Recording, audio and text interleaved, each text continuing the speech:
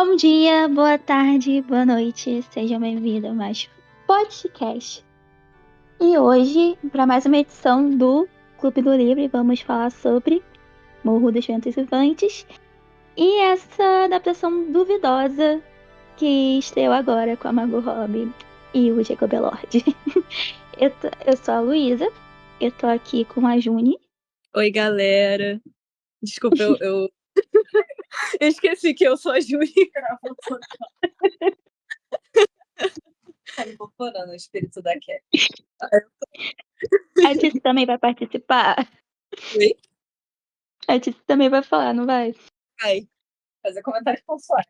Oi, galera. Não sei.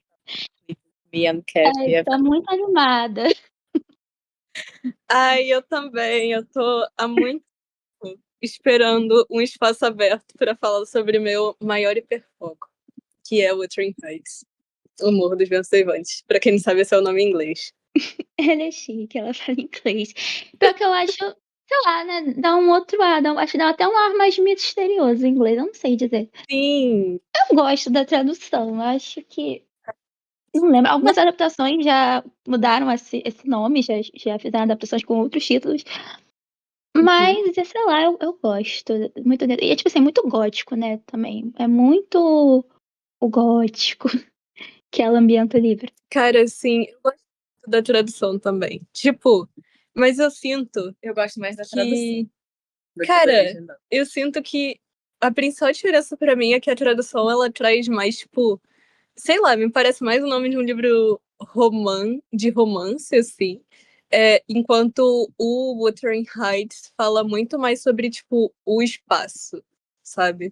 Então acho que tem um pouco essa diferença de tom. Mesmo que o nome seja O Morro dos Ventos Vivantes, ainda acho que é, tipo, muito mais um nome Eu gosto que é romântico, dramático. assim. É, bem dramático. Eu acho mais legal Eu do que o acho Other. que. Eu não sei se as pessoas falam tanto isso, mas acaba que o ambiente é um personagem em si também da história. Não ia dar o mesmo efeito se não fosse onde é. Ajuda muito a contar a história dessas famílias horrorosas. Cara, sim, tipo, o ambiente é, tipo, o principal fator, sabe? Tipo, tanto o espaço quanto o tempo. É muito o principal fator pra história ter rolado da forma que rolou. Tipo, sem. Tirando essa história desse ambiente, ela automaticamente deixa de, tipo, fazer qualquer sentido lógico. Tipo, o espaço, ele é muito um elemento muito central, assim, da história. Eu ia falar isso, que o principal da história, e que também, tipo, é algo que permeia a vida da própria autora, é tá nesse lugar onde você não pode sair, um lugar que você tá muito É longe de opressor, né? todas as pessoas. Tipo, você tá muito isolado. Sim. E a história é muito sobre isso. Sobre. Até essa obsessão que a Kathy e o Heathcliff têm um com o outro. Tipo, eu não acho que ela seria forte desse jeito se eles estivessem, sei lá, se a história se passasse em Londres, por exemplo. Sim. É muito. O lance do isolacionismo, assim, deles é muito. Algo muito importante, assim, para a história. Sim. E um trope muito grande, né, de literatura gótica também. Você tá, tipo, preso nesse lugar onde você não pode sair e tal. Pois é. E Também é o. tem muita questão de que, tipo, não existiria a história inteira da segunda geração se eles estivessem num lugar, tipo, com outras pessoas, sabe? Nem precisa ser Londres, mas se eles estivessem num lugar que tivessem outras pessoas pra KF2 casar, tipo, já não teria mais a lore inteira da segunda geração. Cara, assim, tipo, o isolamento é integral, assim, pra história. E todos parecem realmente presos ali. E mesmo os que vão embora, voltam. Mas o próprio ambiente Sim. Uhum. reflete esse isolamento que todos. Acho que todos os personagens sentem essa solidão dentro de si. Mesmo os que dizem estar apaixonados, mesmo com outros sentimentos ali, né? Raiva, ódio, amor. A gente vai dar um resumo de Wuthering Heights. Eu ia Acho que estão- primeiro. O Emily fazer isso, porque eu ia perguntar pra vocês qual era a impressão que vocês tinham antes de ler o livro, tipo, o que vocês achavam dele antes de ler qualquer coisa. Ah, beleza. Você lembra? Eu achei que você ia falar primeiro. Eu ia deixar pra você falar primeiro. Cara, eu li o livro quando eu tava no ensino médio. E eu não sabia muito sobre o que era. Eu só sabia que era tipo um romance gótico de época, assim. Eu não tinha muita noção. Eu conhecia a música da Kate Bush. E foi meio por causa disso, assim, que eu li. Porque eu era muito fã dela, assim, quando eu era adolescente. Ainda gosto muito, mas eu era muito fã quando eu era adolescente. E aí eu falei, vou ler o livro, né, pra ver qual é. E aí eu sabia, né, que era uma história, assim, meio... Que tinha essa história de romance entre a Kathy e o Heathcliff, porque, né, eu sabia a música. Mas eu não sabia muito sobre o resto. Eu não fazia ideia da parte toda da segunda geração. Eu não tinha visto nenhum filme também, então eu só sabia isso. Não sabia qual era, de fato, a premissa do livro. Eu sabia que tinha, né, um fantasma, porque fala na música, mais ou menos, né, que sim. Mas eu não sabia muito sobre o que se tratava, então eu fui meio aleatória, assim, e era... Eu lembro que era uma época que eu tava, tipo, meio doente, que eu tava em casa, não ia pra escola e tal, e aí eu falei, vou ver qual é, e aí eu fiquei, tipo, dentro de casa lendo o livro durante uma semana, assim, ou menos, eu não lembro direito, direto, sabe, era tipo que eu acordava, eu, sei lá, comia e eu ia ler o negócio. Então eu tava nessa experiência um pouco Você leu em uma semana? Cara, eu acho que um Eu pouco tô menos, assim, porque eu tava em casa direto. Eu penei aqui pra ler muito, muito. Tipo, nossa, eu acho que eu consegui ler em 2 semanas e meia. Eu fiquei com tantas coisas, eu fui viajar, mas eu fiquei, meu Deus, esse livro não acaba nunca. E olha que eu ainda alternei entre o físico e o Kindle pra ver se andava mais rápido. Eu tive a impressão, lendo, que, assim, eu lia e só avançava 3% do livro. Justo. E os capítulos nem são tão longos assim, eu não sei o que é. Oh, Eu acho que é ambientação. Eu acho que eu não sou do gótico, infelizmente. Quando eu li, eu tive a impressão de que ele era, tipo, maior do que ele de fato é também. Eu lembro disso. Mas eu fiquei muito entretida, assim. E eu fiquei muito entretida pelos. Eu geralmente, quando eu leio algo, me apego muito aos bonecos, assim, aos personagens. E eu fiquei muito estarrecida com o Heathcliff e com a Kathy, assim. Eu fiquei, gente. Ah, cara, agora eu lembrei, a primeira vez que eu ouvi falar do livro foi, tipo, num vídeo de YouTube, porque eu acompanhava muito o Booktube. E aí era uma pessoa que tava fazendo, tipo, uma lista de recomendação. E aí ela parou pra falar, acho que era alguma coisa, tipo, sei lá, namoradas literárias, era uma coisa meio assim, tipo uma tag. E aí a pessoa citou o Heathcliff, só que assim, ela se lambeu o Heathcliff inteiro, elogiou horrores. Ai, como o Heathcliff é maravilhoso, não sei o quê. Aí tá, ficou na minha cabeça, anotei o nome do livro, passou, mas eu nunca li. Eu só li pra agora mesmo, porque eu precisava de um incentivo. A adaptação me deu esse incentivo. Uhum. Mas eu livro há muito tempo, há tipo uns 8 anos, e ele tava aqui, na minha estante paradinho. Mas é isso, eu fazia sempre muito uma associação com Jane Austen, tipo assim, uma coisa meio. Não a história em si, mas tipo, essa ambientação da época, né? Século XIX. Então eu sempre botei os dois numa. Como se fosse na mesma prateleira na minha cabeça. Hum.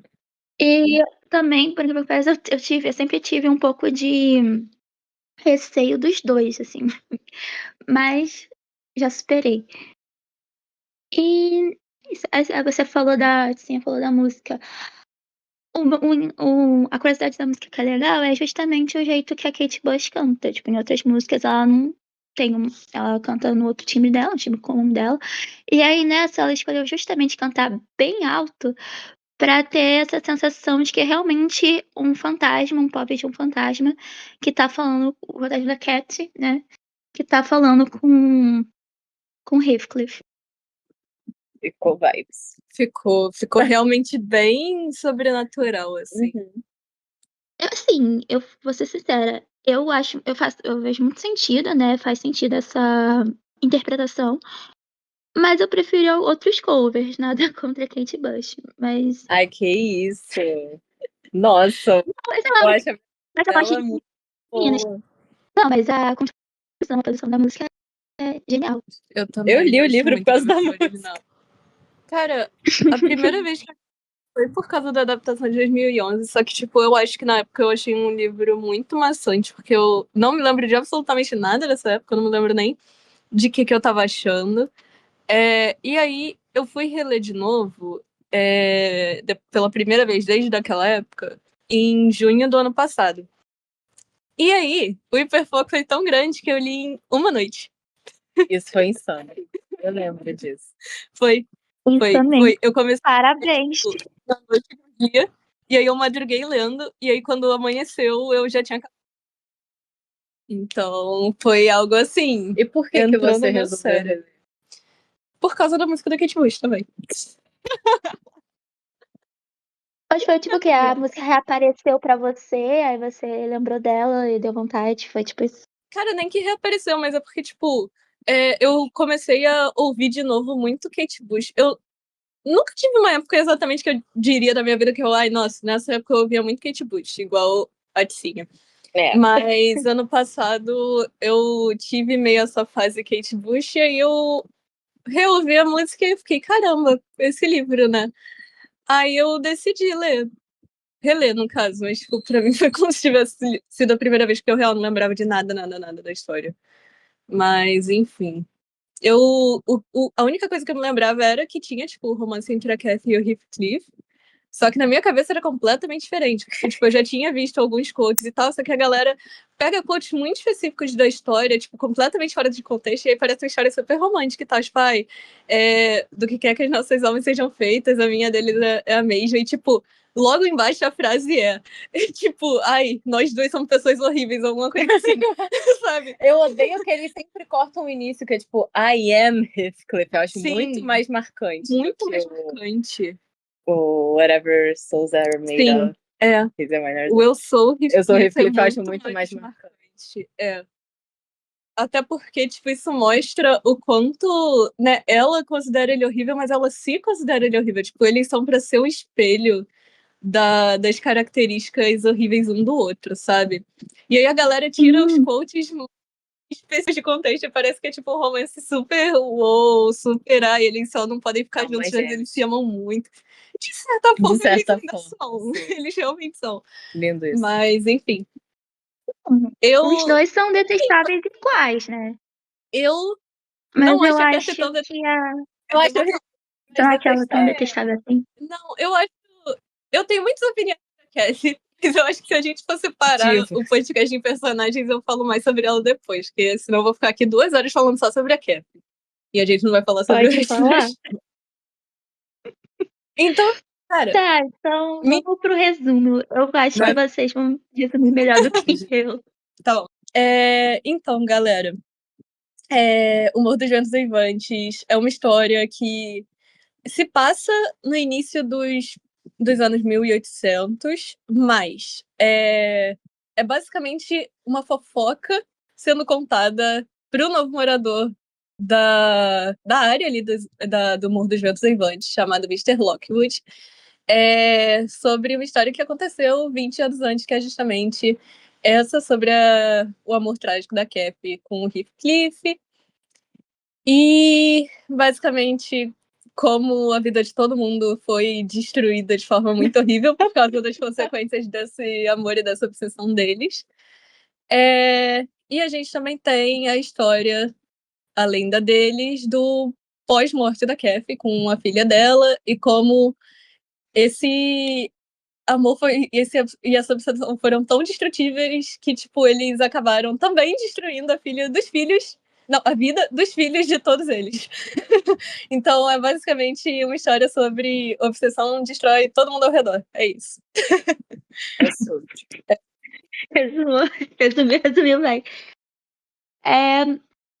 Então, quando a Nelly é essa governanta, né, que tá contando a fofoca pro Mr. Lockwood, ela começa bem da infância, né, de todo mundo ali, de todo mundo não, né, do Heathcliff, da Kathy, o pai da Kathy é o Mr. Urshel, e o Mr. Urshel, um belo dia, chega em casa com um garotinho, a tiracolo, e fala assim, queridos, eu mando aqui, ele vai mandar pra gente. E ele basicamente adotou o garoto, só que o garoto não tinha nome, não tinha nada, não sabia de onde era, ninguém sabia. só cita, basicamente, a característica física dele, que seria uma coisa mais mexicana, e que ele não falava inglês. Enfim, eu gosto muito da teoria, particularmente, fazendo um off aqui, de que é um caso do Mr. Herschel, ele foi buscar o garoto. Tipo, o ABC ficava, ele morreu, e ele foi buscar o garoto. Porque, simplesmente, a Amy Brockovich não bota explicação nenhuma sobre isso. Todo mundo, assim como os personagens, tem que aceitar que o livro vai morar ali agora. E aí, logo de cara, temos o Hindley, que é o Hindley, a Kathy vira amiga da best dele, e ele começa uma grande amizade, que vai lá pra outra coisa depois. E o Hindley, que é o outro filho do Mr. Herschel, que se morre de ciúme, porque agora o favoritinho do pai é o Heathcliff. Inclusive, o Heathcliff é só Heathcliff. Heathcliff como nome e como sobrenome, porque ninguém sabe qual é o nome do garoto, e aparentemente nem ele sabia.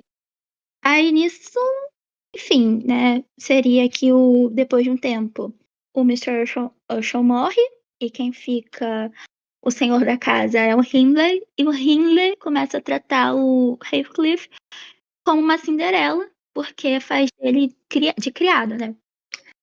E aí minha boa explicação termina aqui. Porque eu começo a misturar os fatos. Eu posso continuar daqui, se você quiser. Pode, por favor. A partir disso, o Heathcliff ele começa a ter, né, muita raiva do Hindley pela forma como ele tá, né, sendo tratado e tal. E ele e a Kathy, tipo, começaram a aprontar mais do que normal, porque agora eles tinham que aprontar escondido, já que o Hindley também proibia os dois brincarem juntos. E um belo dia, a Kathy e o Heathcliff foram lá pra... Eu não lembro qual é o nome da grande em português. Nem não. Eu acho que cada tradução é de um jeito. Granja da Cruz dos Tordos, na edição que eu li. Mas isso provavelmente varia.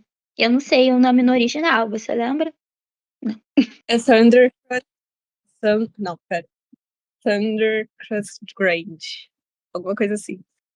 É por aí. Ok, todo A mundo grande. chama de granja, que é mais fácil. É assim que chamaremos ela ao longo desse podcast. É o único nome que eu não consigo, tipo, decorar até agora. Mas enfim.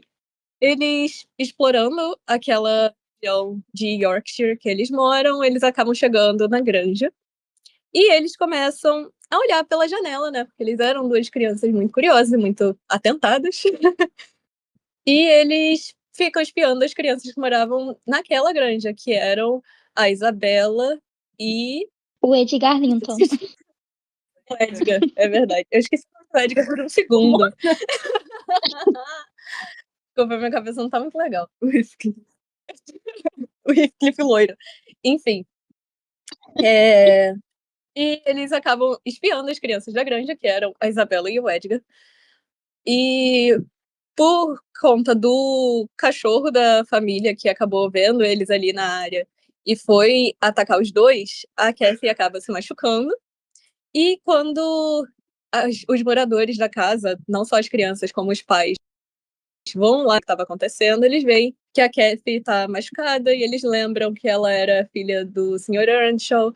E aí eles ficam, não, a gente tem que ajudar ela. Só que, como citado acima, o Heathcliff não era branco, então eles olharam para ele e falaram, não, você vai embora, pinico pé daqui. E ele realmente foi, ele teve que voltar pro Morro dos Ventos Uivantes. A Kathy passou, acho que foram 6 semanas lá, sendo cuidada pelos Linton. E quando ela voltou, ela estava uma pessoa completamente diferente, porque ela recebeu um tratamento de princesa, uma educação de dama, assim, da Isabela e da mãe dela. Ela apareceu com roupas novas e muito mais chiques, ela apareceu falando de forma diferente, e o Heathcliff se sentiu muito sentido, né, por causa disso, porque ele já tinha aquele tratamento de criado antes, e ele passou esse tempo todo, tipo, sofrendo na mão do Hindley, enquanto a Kathy estava lá recebendo esse tratamento muito melhor, e agora ela tava, tipo, ainda mais distante socialmente dele, então isso causou já no Heathcliff. O que, assim, foi o primeiro passo para uma rusga muito maior, porque pouco tempo depois mantendo essa relação de amizade e tudo mais entre Slinton e Earnshaw, o Edgar pediu a Cathy em casamento e ela aceitou porque ela não poderia se casar com Heathcliff justamente por ele não estar na classe dela. Por conta disso, inclusive pelo Heathcliff, eu vi ela falando que ela não se casaria justamente porque isso ia degradar ela. O Heathcliff acabou fugindo e sumindo por muitos e muitos anos. A Cathy casou com o Edgar e ela se mudou para a Granja. E o Hindley ficou lá com o filho dele, que inclusive ele teve um filho. Eu esqueci de mencionar essa parte, que era o Hareton. O Hareton é importante. Enfim, ele ficou lá com o filho dele na Granja. Na Granja não, no Morro dos Ventos Errantes. Bebendo, apostando, etc. Coisa comum do pior homem do mundo. Enfim. E um belo dia, enquanto a Cathy tá lá muito bem casada com o Edgar, o Heathcliff volta. E eles voltam a manter uma espécie de amizade com muita tensão erótica entre ambos, mas uma espécie de amizade ainda assim. A Cathy convence o Edgar a aceitar as visitas do Heathcliff e tratar ele bem, porque ela ama muito ele, ela sentiu saudade, sofreu por todos esses anos sem ele. E o Edgar, como ele ama muito a Cathy, ele fala, não, tá bom, Cathy, eu vou fazer isso. Só Tem que engolir que... com farofa. Porque, tipo, eu odeio o fato do cara tá lá e o Heathcliff acho que ainda se força, assim, tipo assim, não, vou estar aqui, como se fosse direito dele. E a Cathy, tipo assim, tá muito mais contente pro lado do Heathcliff, porque tem anos que não vê ele, tá doida por ver ele. Então ela fica mais pendente pro lado do Heathcliff. Cara, sim. Mas enfim. Eu adoro isso. O Edgar, ele é pau mandado de mulher. Tudo que a Cathy pede, ele faz. Ele, É um bom ponto. desde antes do Heathcliff chegar. Tanto que a Nelly até, tipo, reclama em algumas partes do livro que, tipo, ela era muito mimada, que ele fazia tudo por ela, que não sei o quê. Enfim. Nesse meio tempo, a Cathy acaba engravidando do Edgar. Temos certeza que é do Edgar, porque a criança nasce loira, mas a gente vai falar sobre isso depois. E ao longo desses meses, assim, de gravidez, tipo, continuou acontecendo essa rusga entre o Heathcliff e o Edgar não queria mais o Heathcliff na casa dele, porque ele tava vendo que essa aproximação tava esquisita e que ele tava agindo meio estranho com ele e com a Cathy. E a Cathy queria insistir em ver ele escondido. Enfim, altas coisas. Só que aí, um dia, a Cathy teve uma briga muito feia com o Edgar, e aí ela se trancou no quarto e falou pra Nelly falar pro Edgar que ela estava se sentindo muito mal e que ela ia morrer. E aí o Edgar não ficou sabendo disso, porque a Nelly falou, ela só tá fazendo um drama pra manipular o Edgar, não vai falar nada. Só que dias se passaram dela trancada no quarto, sem comer, sem beber água, sem nada, e ela realmente estava, tipo, muito mal. E aí, quando o Edgar ficou sabendo, ele deu um esporro na Nelly, com razão.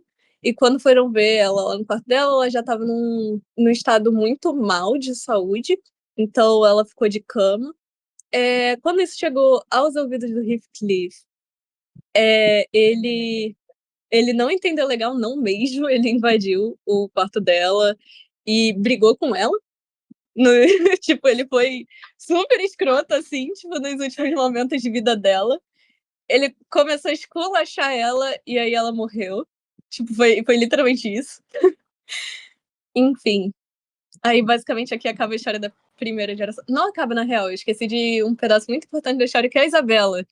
Voltando um pouco aqui, eu acho que isso foi um pouco antes da gravidez da Cathy. O Heathcliff descobriu que a Isabela tava de olho nele e ele falou, eu posso usar ela pra atingir o Edward, o Edgar. E ele faz isso escrachadamente, tipo, ele fala, eu posso fazer isso pra me vingar de vocês eternamente. E ele vai lá e faz. E a coitada da menina tá toda iludida. De início, né, pelo menos. Até quando não tem mais jeito. Ela descobre que ele realmente é um monstro e ele não estava mentindo. Porque não dá pra dizer que ele iludiu ela. Ele avisou. Sim, ele realmente avisou. A Cathy avisou, ele concordou com a Cathy e ela foi lá mesmo assim falou: a Cathy tá morrendo de ciúme. Eu não entendo a Isabela nesse sentido. Tipo assim, nem se o Heathcliff fosse realmente muito gostoso. Tipo, não faz sentido. Cara, Enfim. tava muito iludida, coitada. E o presente de casamento dela ainda foi o enforcamento do próprio cachorro. Como pode? Sim, enfim. Antes ainda da Cathy morrer, a Isabela, percebendo os abusos do Heathcliff, conseguiu fugir, mas nisso ela já estava grávida. Enfim, ela se mudou para Londres, lá ela teve o bebê dela, que se chamou Linton, já que ela tinha perdido o sobrenome, mas ela não queria que o filho fosse completamente do Heathcliff, ela queria trazer, tipo, esse lado da família dela, que era de onde ela realmente pertencia. Então ela chamou ele pelo sobrenome de solteira dela. Então ele ficou Linton Heathcliff. E aqui começa a complicar as coisas, porque começa a repetir nome. Mas enfim. Sim. Voltando à morte da Cathy, rolou o enterro, o Edgar ficou muito na merda, mas antes dela morrer, ela deu à luz a um bebê. E como ela morreu no parto, acabou que o Edgar chamou a bebê de Catherine também.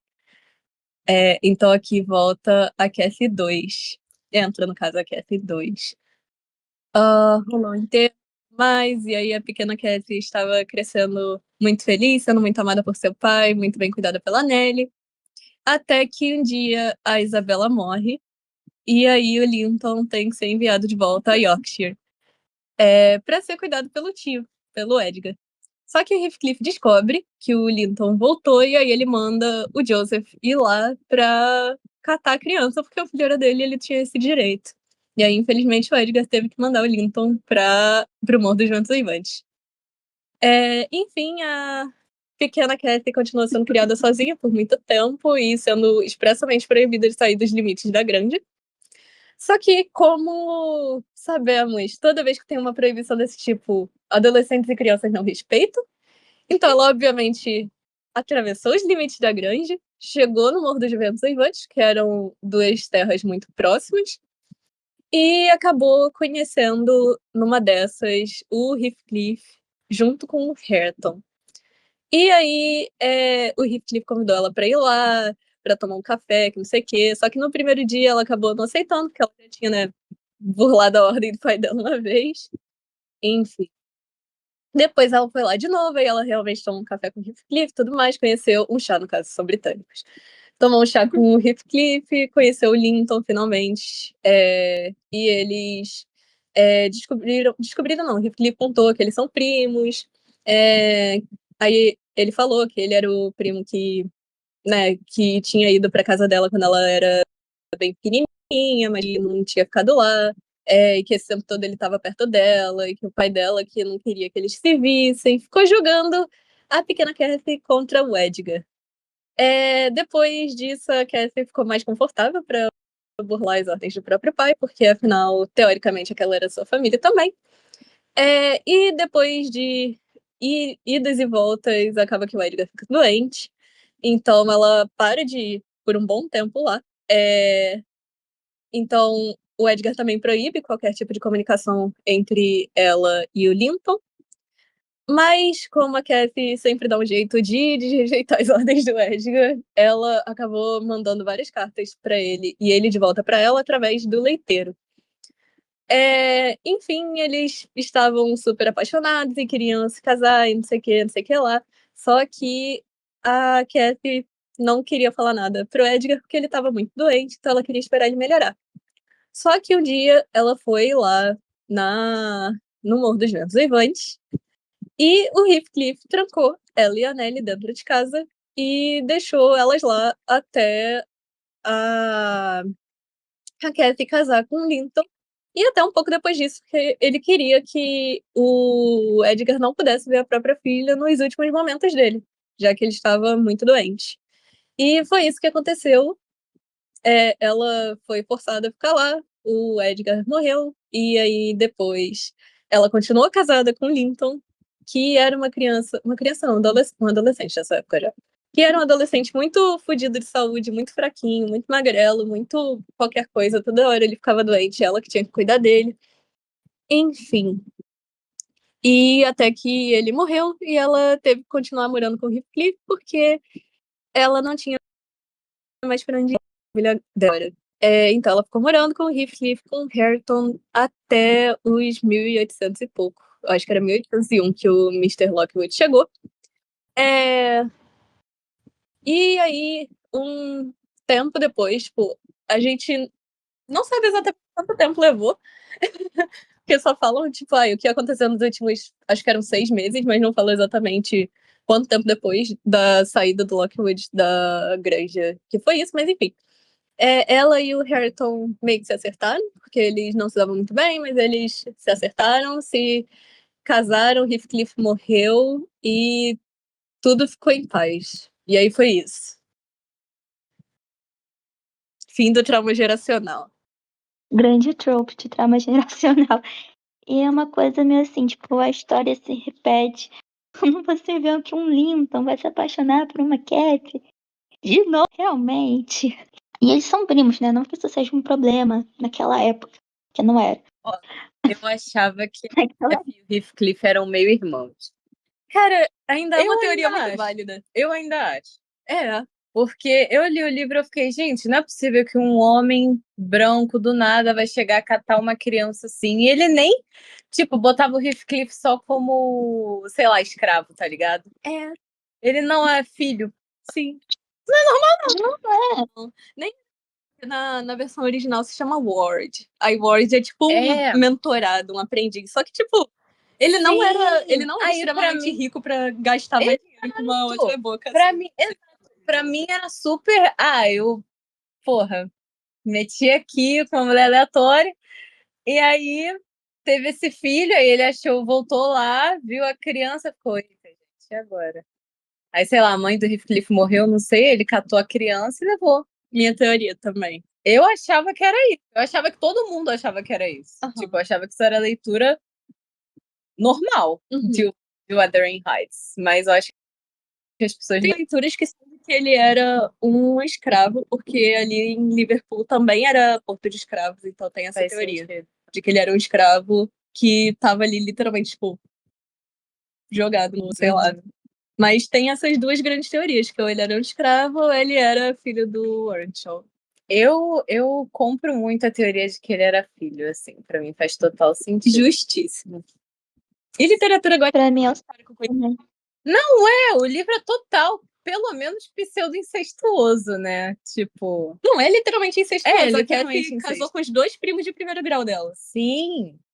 Sem falar no lance todo da Kathy mãe com o Heathcliff, que eles mesmo assim ainda foram criados juntos, tal. Mesmo se você não comprar que eles sejam meio irmãos, que nem eu acho, ainda tem essa questão, né? Sim. E tem esse lance deles estarem, tipo, isolados ali, gente, é o que... Cara, muito comum qualquer em cidades cidade do interior. interioranas. Assim. Qualquer cidade do interior, em qualquer país. Lugares muito afastados é o que vai ter, assim. Cara, pra mim é certo, porque não me entra na cabeça que o Mr. Herschel, considerando a classe que ele tem, porque também ele tava ok de vida, mas também não era, tipo assim, é uma família respeitável, mas também não era uma coisa assim, nossa, como ele é rico, como ele pode ter pupilos e assim, né? E também, sei lá, ele é tão recluso, eu não consigo ver. Nossa, como eu tive empatia aqui por um escravinho aqui, aleatório. E né, a gente não conta. Ah, lembrei o que eu ia falar. Que a Emily Brontë tem muitas informações do livro, ela simplesmente não põe. Tipo, a gente tem que tomar, a gente tem que completar o que seria. Tem muitas coisas que ela simplesmente não conta. Essa. Como eles se encontraram, né? O Mr. Herschel e Heathcliff. É uma dessas coisas. Mas tem várias outras que a gente até já chegou a citar. E a gente tem que teorizar. Imaginar. Porque é uma coisa interessante desse livro, né? Hoje em dia tá tudo muito explicadinho e esmiuçado. E a Emily Brontë, ela cria essa atmosfera. A gente vai construindo a história junto com a Nelly, basicamente. Sim, e também você tem que, tipo, você ganha uma profundidade muito maior a história quando, tipo, não apenas você complementa esse conhecimento com, tipo, juntando os pontos que já estão no livro, mas também, tipo, quando você vai atrás da época, dos lugares citados e tal. Porque, por exemplo, tem essa questão que eu falei de Liverpool ser, na época, um porto de escravos e tudo mais. Isso não necessariamente significa que, tipo, o Heathcliff era, mas significa que a mãe dele podia ser, por exemplo, sabe? Então são muitas e muitas e muitas opções. E tem. Ela leva muito isso do lugar e da época, tipo, é uma parte muito intrínseca da história, tipo, mesmo, sabe?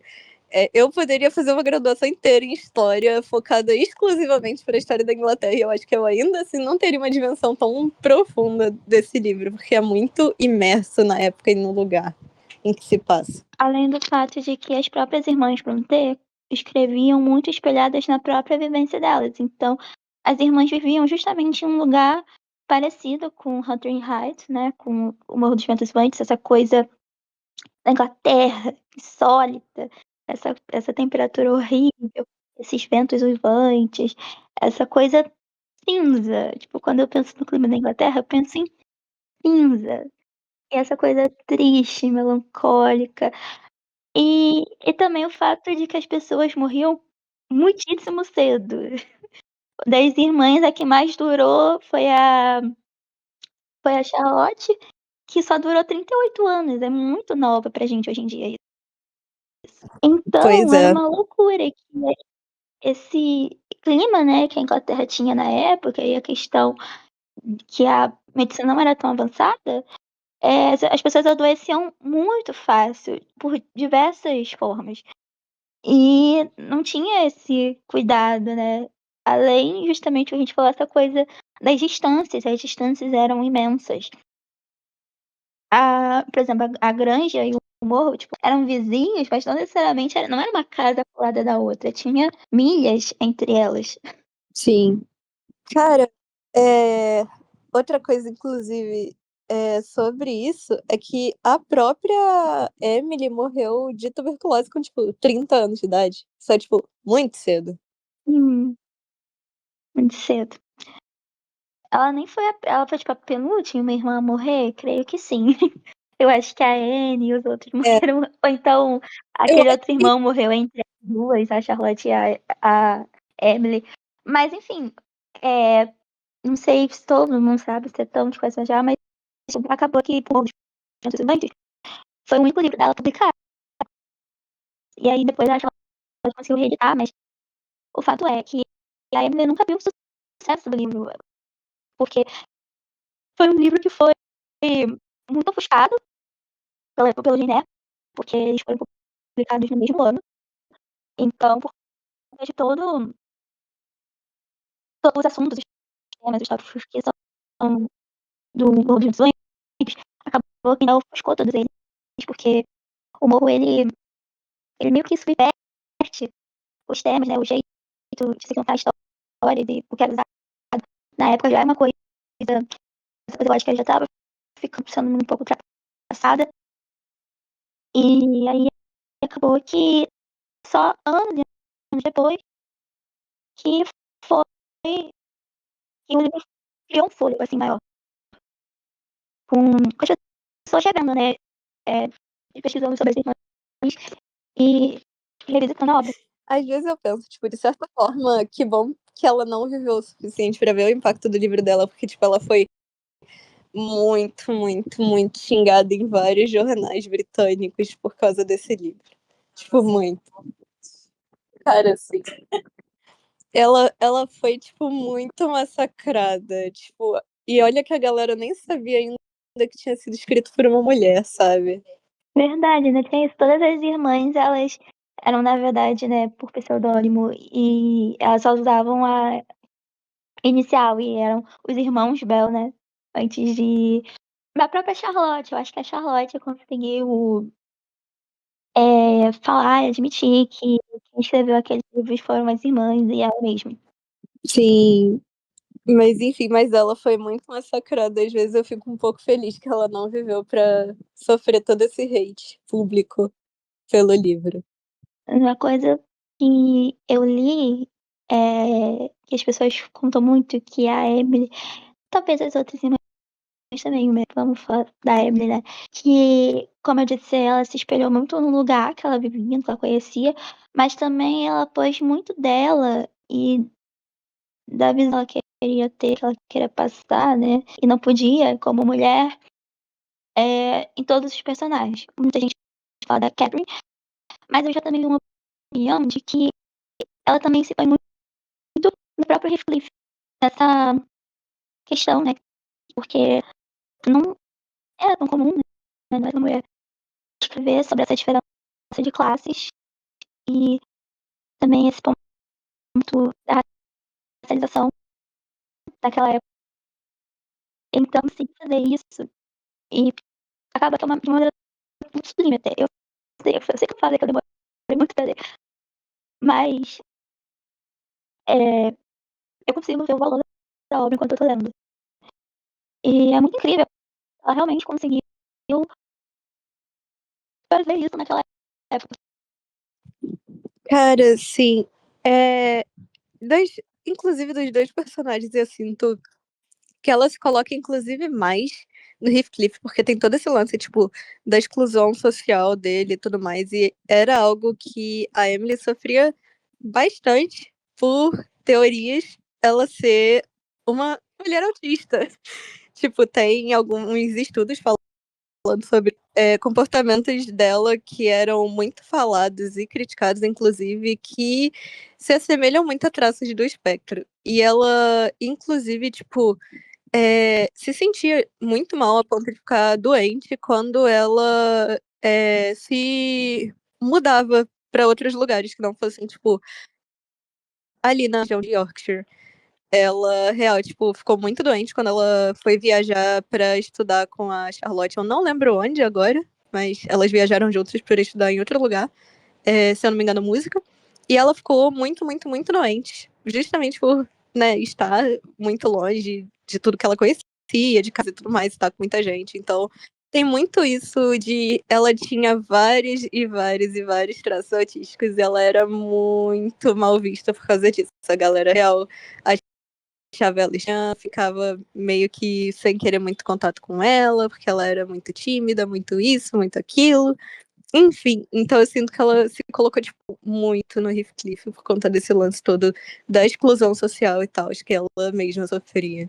Por outros motivos, mas que ela, de certa forma, ainda vivencia. Eu não sabia dessa. Mas talvez também, né, tipo, nas características também dos personagens, né? Porque Felipe, tipo, ele é tímido, tipo, ele, óbvio, né? Ele passou por muita coisa na vida. Ele passou ter passado até por outras coisas que a gente não tem como saber. Por ter sido antes, né, dele ser encontrado. A gente não tem esse pedaço da história do Heathcliff. Também um pouco. Eu acho que ele queria ser diferente, mas ele, primeiro, não sabe como. E segundo, ele acha que vulnerabilidade é fraqueza. Eu acho que na infância, antes dela rechaçar ele, né, dela recusar ele, eu acho que a Lilian tinha um mínimo fiapo de esperança. E eu acho que nas adaptações é mais fácil de ver isso, né? Essa coisa que na infância eles ainda tinham uma esperança de que eles iam ficar juntos, podia ser tudo bem, que podia ser tudo lindo. E quando ela fala não pra ele, isso muda, vira essa chave que parece que já é ali que tudo se perde. Eu acho que, assim, eu tenho a sensação de que se eles fugissem, ela ia se sentir insegura, que talvez ele perdesse esse dinheiro, sei lá. E, sei lá, só dá pra ver que ela não sairia daquele daquela segurança da casa maravilhosa. Mesmo que a relação dela com o Linton, pelo amor de Deus, com ele, já tá tudo isso junto, né? Seja até meio blasé, tipo, ele cuida dela, tá tudo bem. Mas você sabe que ela não tá realmente feliz ali. E ela não se permite viver uma possibilidade de felicidade. Porque se martiriza por não ter escolhido isso lá atrás.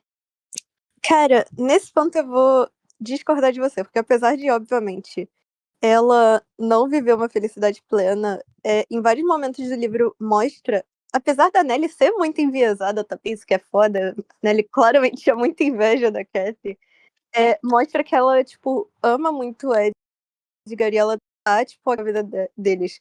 Mas eu acho que o ponto todo da Kathy, ela nunca ficaria feliz, porque naquela época não existia não monogamia. E ela queria estar com os dois. Ela não queria abrir mão do Edgar pelo Heathcliff e ela não queria abrir mão do Heathcliff pelo Edgar. Então, necessidade plena inalcançável pra Kathy, tipo, ponto. Independente dela amar os dois, independente de com quem ela terminasse, ela não ia estar feliz, tipo, plenamente, sabe? Então acho que é muito. Mas você acha que ela realmente amava o Edgar? Porque eu acho Mas, que tem muito a ver com a segurança financeira. Ela pode ter aprendido cara, a eu amar, mas acho. no início lá, quando ela aceita ele, parece que é muito assim, por aparência de verdade. Que ela aceita por achar, ai, vai me fazer bem, eu vou poder. Talvez, não sei se ela chega a pensar isso, porque eu já esqueci lá do começo. Ah, eu gosto da minha família, não sei. Aqui no filme ele fala assim, eu vou poder ajudar você. Ela fala isso, pelo amor de Deus, né? Minha filha até parece. Ai, podia sentir interesse, não sei se é atração, mas interesse por ele. Mas também não essas grandes coisas desse amor avassalador que ela tem pelo Heathcliff. Mas aí é porque eu acho que são, tipo, tipos diferentes de amor. Mas eu não acho que ela, tipo, não amava ele desde o início. Tipo, obviamente, desde bem início, claramente não, mas, tipo, eu acho que o momento em que ela realmente, tipo, percebeu que ela poderia, tipo, viver com ele, porque eu sinto que ela tava muito relutante em, sei lá, ter realmente um casamento com ele, justamente quando o Heathcliff e tal, e o momento, a virada de chave pra ela foi quando ele, tipo, conheceu quem ela era de verdade naquela cena dela gritando com a Nelly, esculachando ela e tudo mais. E ele aceitou ela do jeito que sabe. Aí que eu senti emocionalmente pro Edgar, sabe?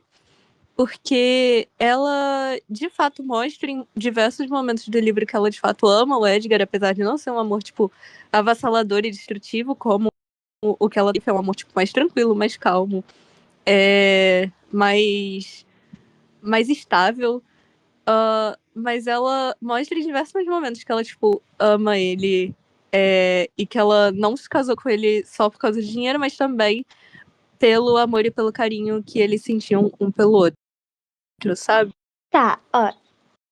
Eu acho que ela aprende a amar ele, mas lá no início eu acho que é muito, tipo, não pelo outro, mas eu acho que às vezes é muito mais o amor. Porque ela claramente via que ele paparicava muito ela desde o começo. Então eu acho que ela aprende a amar ele, mas.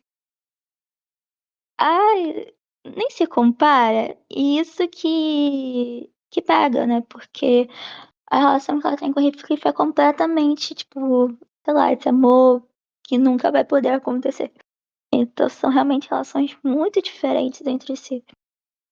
Mas ao mesmo tempo, ela distrata os dois. Cara, eu nem acho que ela distrate tanto. Eu acho que é muito como a Nelly conta.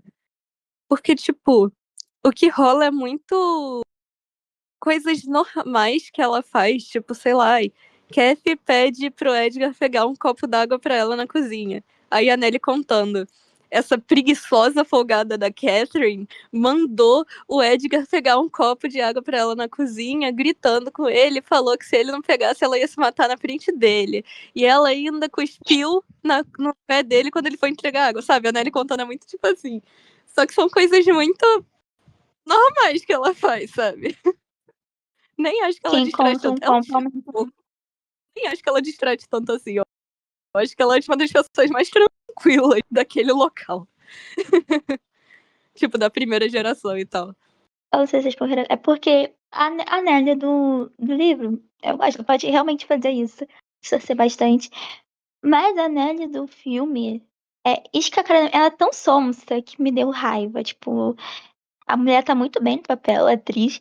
Mas, tipo assim, se a diretora quis que a gente sentisse raiva, eu senti um pouco de ranço da Nelly. Porque, tipo, não tinha necessidade as coisas que ela faz. Tipo, parece que ela tá ali como um agente do caos. E a Nelly no. Tipo assim, a Nelly no livro faz algumas coisas assim. É, por exemplo, acho que é mais na segunda geração que eu tô pensando.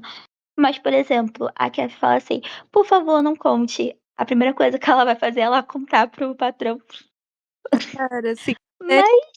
Mas a Nelly, eu ela... gosto dela. Eu não consigo desgostar da Nelly do livro. Cara, a Nelly, ela real, tipo, faz muitas coisas. Ela é muito agente do caos. Eu, inclusive, vi alguns artigos que chamavam ela de a verdadeira vilã de Wuthering Heights, mas eu não acho que Wuthering Heights tenha, tipo, de fato, um vilão. E eu acho que se tiver um vilão, esse vilão é o próprio Morro dos Ventos Uivantes. Tipo, o próprio local. Porque, tipo, é o que eu falei, se tirasse essa história desse local e desse tempo específico, não tinha história. Mas, enfim. Mas eu não consigo não gostar de, tipo, nenhum dos personagens. Eu gosto muito de todos eles, são muito interessantes. Menos o Joseph. O Joseph eu só odeio mesmo. Foda-se o Joseph. Porra, o cara tá vivo O até quê? hoje, duvidar. Puta que pariu. Porra, passou uma história de mais de 20 anos e ele ainda tava lá, cara. Não morria esse velho, ele já era velho quando começou a história. Ele continuou velho quando terminou a história e não morria. Enfim. Se bobear, Matusalém. depois ficar pulando pelos morros de Yorkshire, de verdade. Quer falar de personagem por personagem? Pode ser. Tá falando mais ou menos já. Tipo, a gente já comentou da Nelly, né, por exemplo. Inclusive, eu acho muito interessante. Tipo assim, antes de saber mais sobre o livro, né, a impressão que eu tinha antes dele, pra mim era só realmente contando a história do Heathcliff com a Catherine. Com a Catherine e acabou. Tipo, o livro é só aquilo. E nem. Mas a maioria das adaptações, creio eu, faz isso, né? Só pega o pedaço do romance deles Uhum. e acabou. Não tem depois, não tem antes. Sim. É só aquilo ali. A única que eu vi que tem é Mas, Lockwood, é a série de 1978, se eu não me engano. que ia querer, já que você comentou isso. Porque, assim, como eu não sabia, achava realmente que era só isso, o romance. Não tinha introdução e depois nem toda a segunda geração. Eu achava que era só o livro inteiro. Só que essa inserção, tipo, de não ser só a história dele, se botar o Lockwood, assim, como inquilino, né? Um chegado ali, meio nada, assim, que era esperado até, tipo, não, sei, tipo, o Heathcliff avisa, vou botar pra alugar a granja. Mas quando realmente chega o cara ali, todo mundo estranho, não tem uma questão de ser simpático.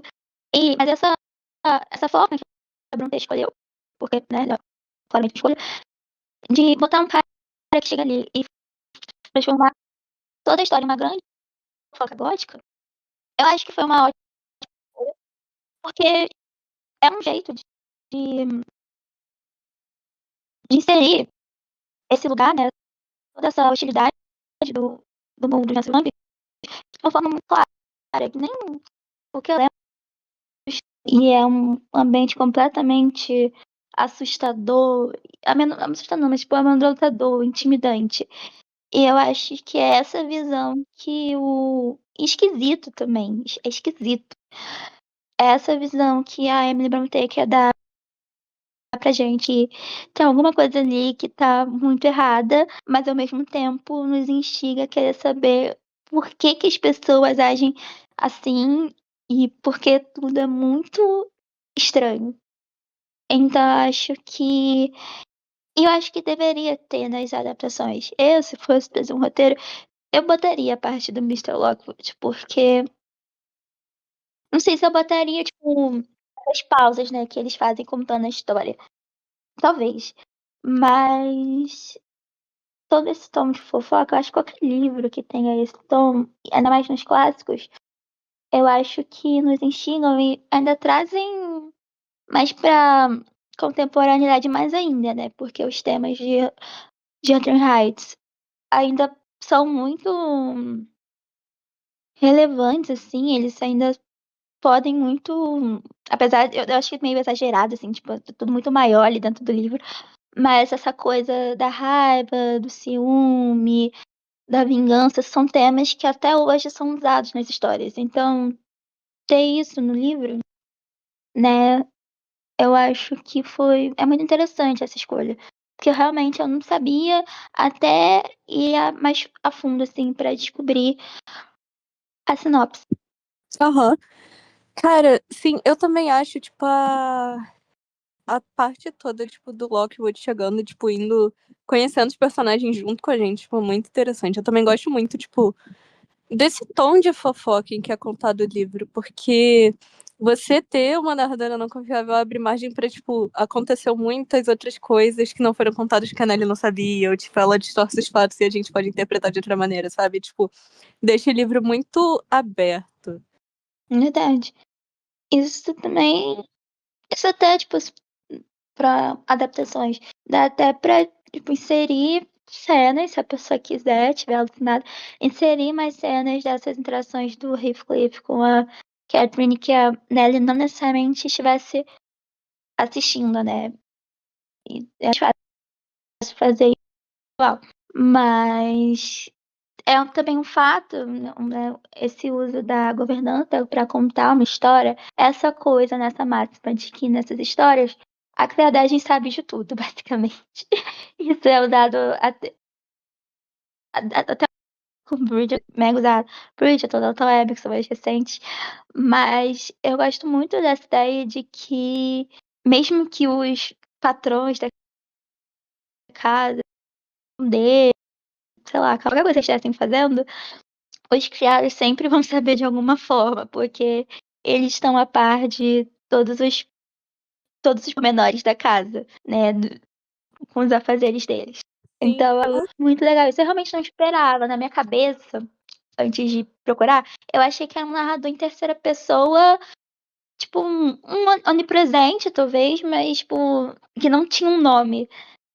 E além do fato também de, tipo, a Nelly tá contando, e aí tem as pausas, né, que volta pra esse presente, e tipo assim, tem um pouco dos pensamentos, né, eu acho que, ou é falas, eu não lembro agora, do Lockwood reagindo, então também é legal, porque acho que dá um respiro pra gente, também pra refletir toda aquela loucura que a Nelly tá contando. Cara, assim, e não apenas o rolê de, tipo, os criados saberem de tudo, né? Porque eles cuidam da casa e tudo mais, mas também tem muito esse lance de que naquela época os criados eram muito invisíveis, sabe? Tipo, a galera passava pelos criados e não dava nem um bom dia. Então, também tem muito isso de por que que eles costumam saber de tudo nessas histórias, não? Não é o caso específico de Wuthering Heights, porque como era um lugar muito isolado, tipo, os criados acabavam sendo tratados como pessoas, já que não tinha muita gente ao redor. Mas essa trope entra muito nisso. Tá, vou voltar aqui no assunto. Você falando, tipo, ai, poderia ficar 70 horas, 2 horas falando só mal da Catherine. Por quê? Sim, eu amo a Cassie. Agora eu vou até levantar pra falar sobre isso. Cara, é o seguinte, eu acho que ela é a personagem mais injustiçada de Wuthering Heights, justamente por causa da questão que eu já comentei um pouco por cima da inveja da Nelly, porque ela literalmente não faz quase nada de errado nessa história. Na verdade, eu vou além. Ela não fez nada de errado nesse livro inteiro. O crime dela foi amar demais. E a Nelly tinha inveja porque ela era amada por dois caras e a Nelly não era amada por nenhum. Essa é a minha opinião. Nesse ponto, É uma forte opinião. nesse ponto, Caraca, a Emerald Fennell hot take. acertou um pouco no filme, porque eu tenho quase certeza que a Kathy fala isso pra Nelly. De que ela é amada e vai ter um filho, e a Nelly não é amada por ninguém. E nisso ela tá certa. A Nelly é uma invejosa, ela tem uma opinião extremamente enviesada sobre a Kathy. Quando a Kathy não faz literalmente nada. Nada. Absolutamente nada. Inclusive, a Kathy, ela, né, tem todo esse lance de amar, os dois e tudo mais, mas também tem muito o lance de que a Nelly fala só por cima, assim, mas ela e a Isabela eram amigas muito próximas. Tipo, o aviso dela realmente não partiu só de um ponto de ciúme pelo Riff, por um ponto de ela. E a Nelly foi contar pro como, então, ele tá morrendo o Heathcliff com a Isabela, sabe? Ai, olha, até... Sério, Juni? Oi? Eu acho muito. Eu acho meio. Sério. Não, sei lá, acho que eu discordo um pouco. É que eu não sei porquê. Se é realmente essa a intenção da autora. Mas eu acho muito debochado esse aviso da Catherine pra Isabela. Tipo, ó, hein, ele é perigoso, viu? Cuida. Eu acho meio debochado. Porque, óbvio, né? A Catherine sabe como o Heathcliff é. Ela, obviamente, avisa. Mas eu acho que, tipo assim, ela. Não sei se ela sabe que a Isabela vai fazer de qualquer jeito. Ou, tipo assim, na verdade, o jeito que a Catherine fala parece que incentiva a Isabela a fazer mesmo ela estando tecnicamente avisando. Eu tenho essa sensação. Que a Catherine é, assim, meio cobrinha, assim. Desculpa. Cara, a minha opinião é a oposta. Tipo, ela é, obviamente, muito debochada, ela tem a personalidade muito forte, mas eu acho que ela falou dessa forma, tipo, pra humilhar a Isabela, tipo, trouxe ela na frente do Heathcliff e tudo mais, justamente pra tentar evitar que esse casamento ocorresse, porque se ela só avisasse, ela inclusive tentou avisar antes, tipo, Isabela não faz isso, não casa com esse homem, e ela falou, você não manda em mim. Então, assim, eu sinto que ela que teve essa cena da humilhação justamente pra ver se ou ela se mancava e ficava morrendo de vergonha e nunca mais ia querer ver o Heathcliff, ou se o Heathcliff ia, sei lá, zoar ela ou alguma coisa assim e acabar com o sonhos dessa garota. Tipo, eu sinto muito que foi proposital, porque ela tentou avisar antes normal. Tipo, tem cenas dela avisando antes. E, a Isabela só ficou tipo, você não manda em mim. Cara, eu tô maravilhada com uma interpretação, um negócio maravilhoso. Que eles podem ter completamente diferente. Porque se ficar de errado. Assim, tudo bem, ela não sabia que o Heathcliff tava escutando, mas. É, cara, ela falou, né, que no caso era uma opinião dela, que ai, se eu casasse com o Heathcliff ia ser completamente degradante, né? Também, né, não é uma opinião muito louvável para com o nosso querido Heathcliff. Então, assim, ela tinha umas opiniões meio erradas. Ainda mais considerando que tecnicamente ele era o melhor amigo dela, né? Aham. Ou dá pra dizer que é o único ou é forçado, não sei. Mas assim, melhor amigo dela. Cara, mas eu vou abrir aqui a página. Antes da cena de deboche e de humilhação, pra te falar exatamente. Eu abri, na verdade, já. Exatamente o que ela falou antes de humilhar a Isabela desse jeito. Ó, primeiro a Isabela confessa, né, que ela ama e realmente a Cassie, ela fica tipo, meu Deus, eu não acredito que você tá falando isso. Que ela fala, eu não acredito nessa idiotice. É impossível que você. Não, não você vai traduzir certinho. Eu vou traduzir do meu jeito, porque eu tô conversando em inglês aqui. É impossível que você consiga conceber admiração pelo Heathcliff, que você considere ele uma pessoa. Eu espero ter entendido você mal, Isabela. E aí Isabela fala: não, você não entendeu. Eu amo ele mais do que você jamais amou o Edgar. E ele pode me amar se você deixar ele.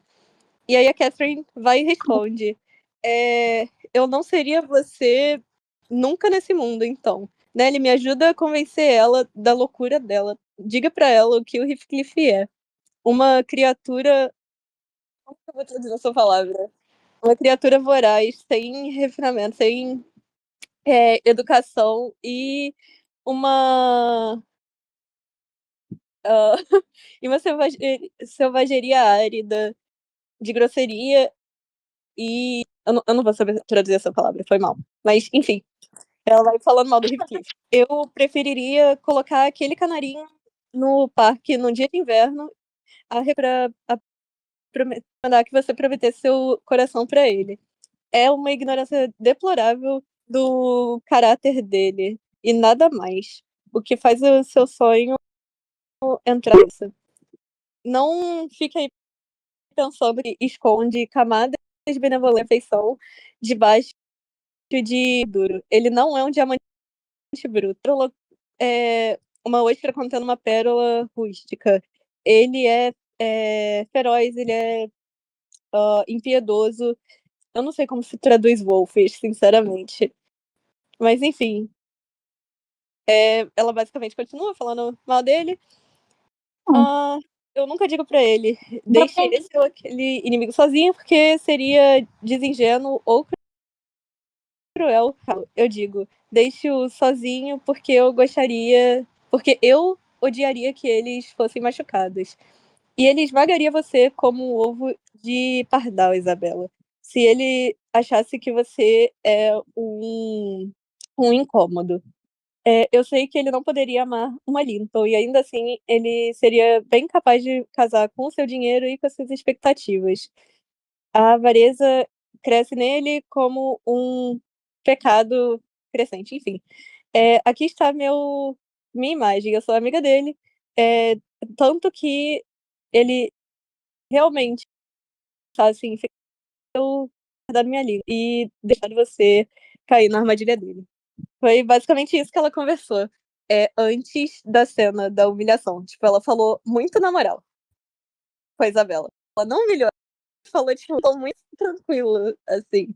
E aí a Isabela foi e falou: que Não, mas que vergonha, que vergonha, você é pior do que 20 inimigos, sua amiga venenosa. E aí foi a partir daí que a Cassie começou a humilhar ela.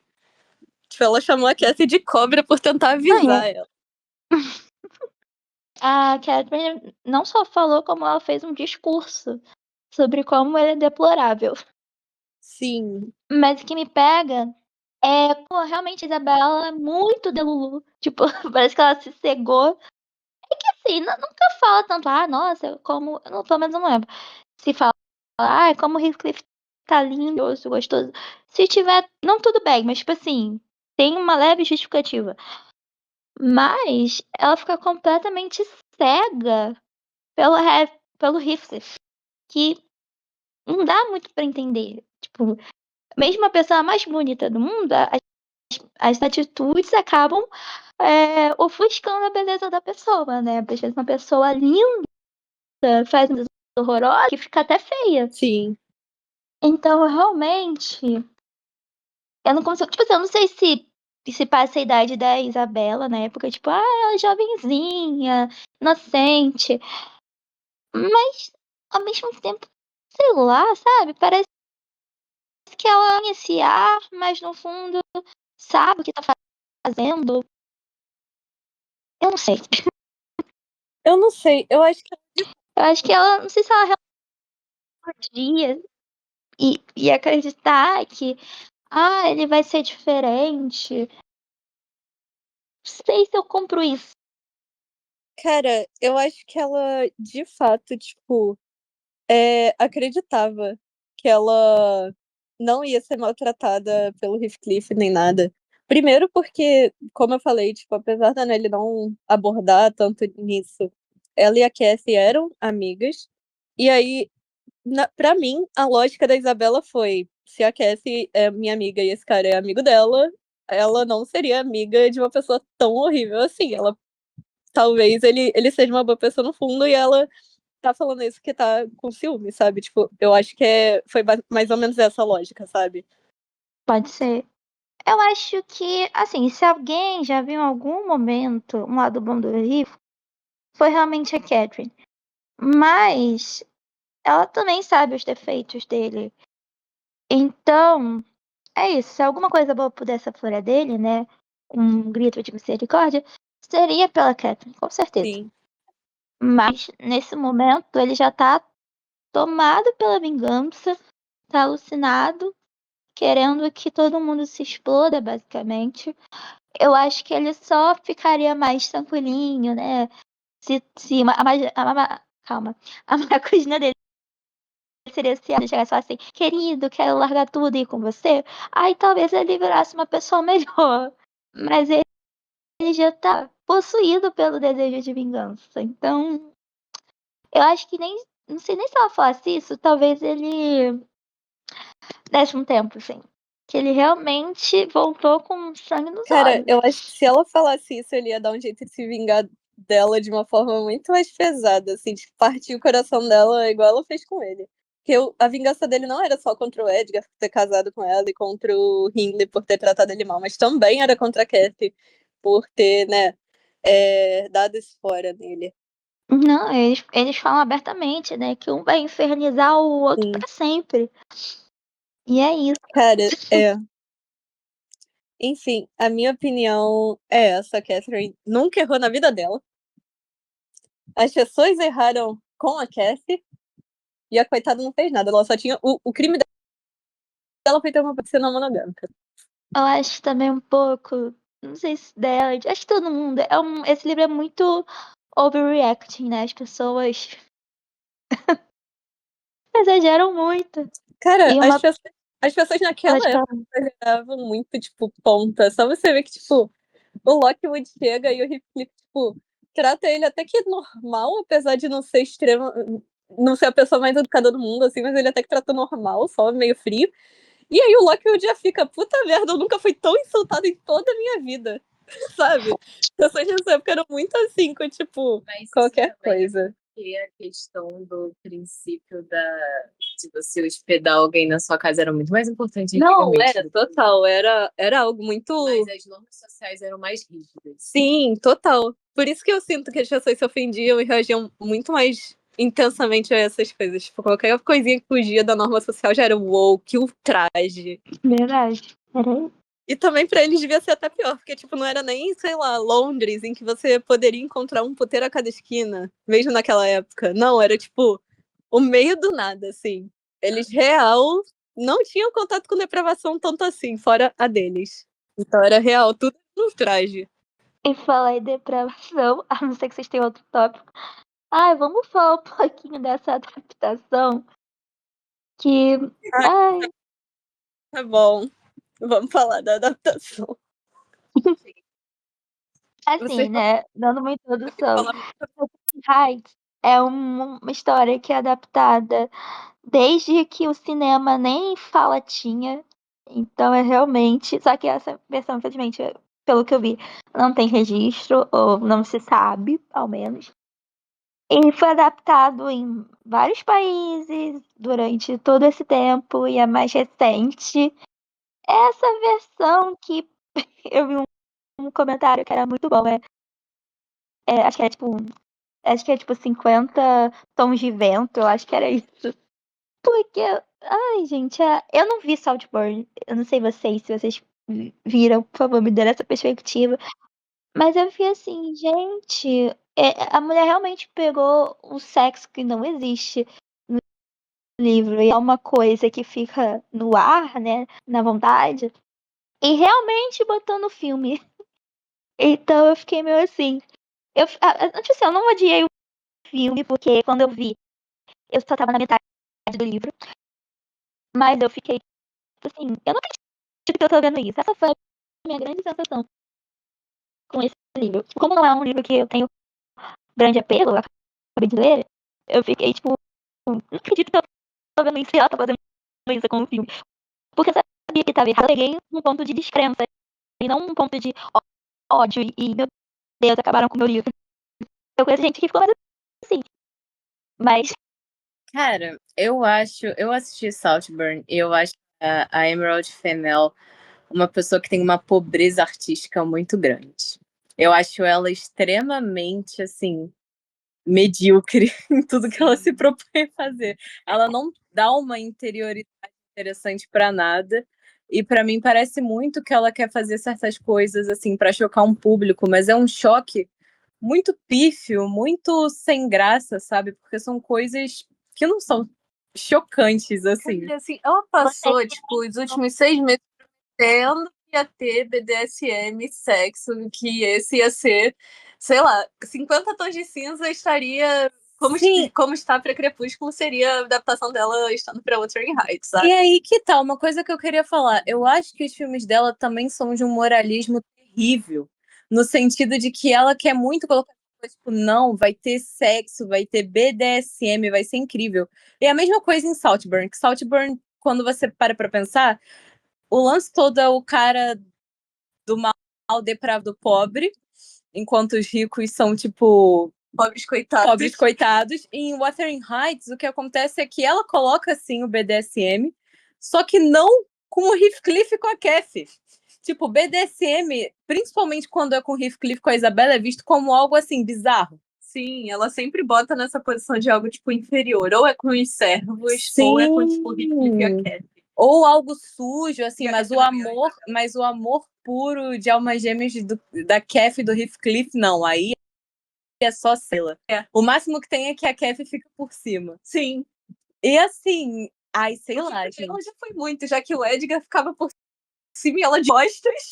Lá recebendo Sim, assim, é péssimo. Eu acho esse tipo. Eu não me importaria se o filme não tivesse a ver com o livro, mas ele fosse um bom filme, porque eu não acho que tudo, né, de adaptação tem que ser certinho, seguir a cartilha daquela coisa. Porque tem muitos bons filmes que não são boas adaptações. Cara, sim. Mas esse filme é ruim. Eu não me importaria nem se ele fosse, tipo, trash, ou se ele fosse, tipo, Sim. 50 tons de cinza de Wuthering Heights. Mas não, ele só é muito sem graça, ele é muito supérfluo. Sim, e é aquela coisa, ela coloca aqueles visuais, assim, exagerados, mas eles não servem a propósito nenhum. E também... E anacrônicos também. Mas ser anacrônico não importa. Tipo, as pessoas amam anacronismos. Não tem nenhum filme em Hollywood que não seja anacrônico. Inclusive, as roupas da Cassie, pra mim, foram o ponto alto do filme. Tipo, ok que esquecidos foram, mas eu senti que foram um ponto muito de destaque pra mim no filme. Principalmente o fato dela usar bastante vermelho. Porque no livro, a cena dela voltando pra casa, especificamente ela usando um vestido branco. E aí, tipo, é um bagulho muito, ai, porque a pureza, e aí ela tá outra pessoa, não sei o que, ela não tem mais a depravação que ligava ela com o Heathcliff. Tipo, é um bagulho meio assim. E o fato dela ter o vermelho combina mais com a personagem da Margot, de fato. Mas, tipo, eu não gostei dos tecidos, mas eu gostei muito dessa proposta visual das roupas. Mesmo sendo anacrônicas, mas de resto, tipo... Então, tem coisas que parecem boas ideias, tipo o lance do quarto, que é o corpo da Kef, né? Tipo, as paredes e tal. E você poderia falar, nossa, isso seria, sei lá, uma crítica social foda, não sei, a padrões de beleza da época, algo assim, mas não é nada disso, só tá ali. Ainda mais que quem faz é o marido dela, que é um homem não branco. Sim! Que no livro era, mas tipo, agora o fato dele ser um homem não branco, tipo, exaltando a pele branca dela, só ficou muito bizarro, assim.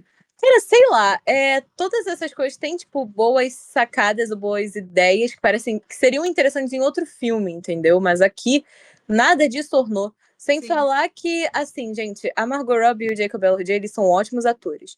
Mas nesse filme, eles têm química negativa. E eles estão atuando muito mal. Eu vou entrar O que aconteceu? Eu vou entrar na linha de defesa pelo Jacob, porque eu acho que ele não queria estar lá. Eu acho que ele tá pagando uma dívida kármica com a Emerald Fennell. Porque ele claramente não queria estar lá. Ele até ainda nem tentou disfarçar o sotaque australiano dele direito.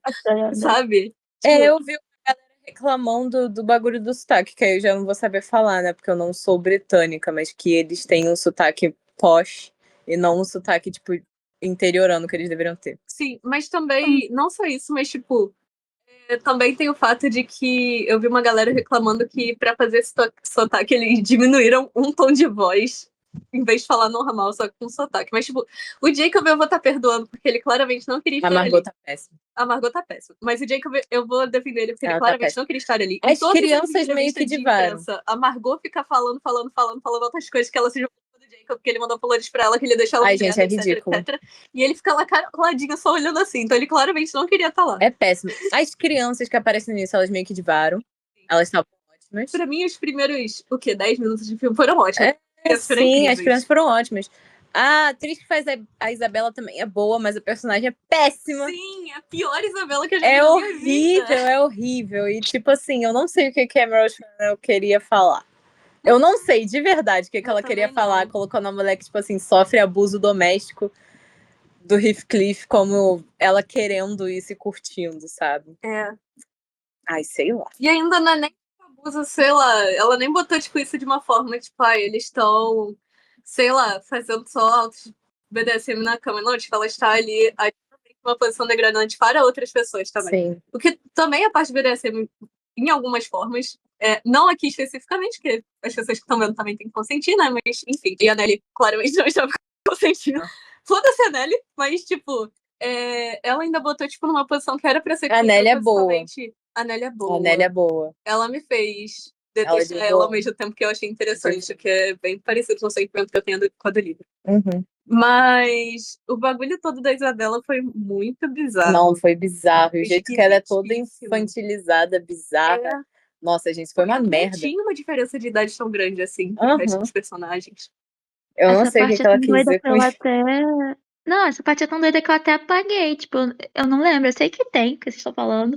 Mas eu, tipo assim, eu só quis apagar da minha mente toda essa parte. De tão absurda que ela é. Cara, é muito ruim.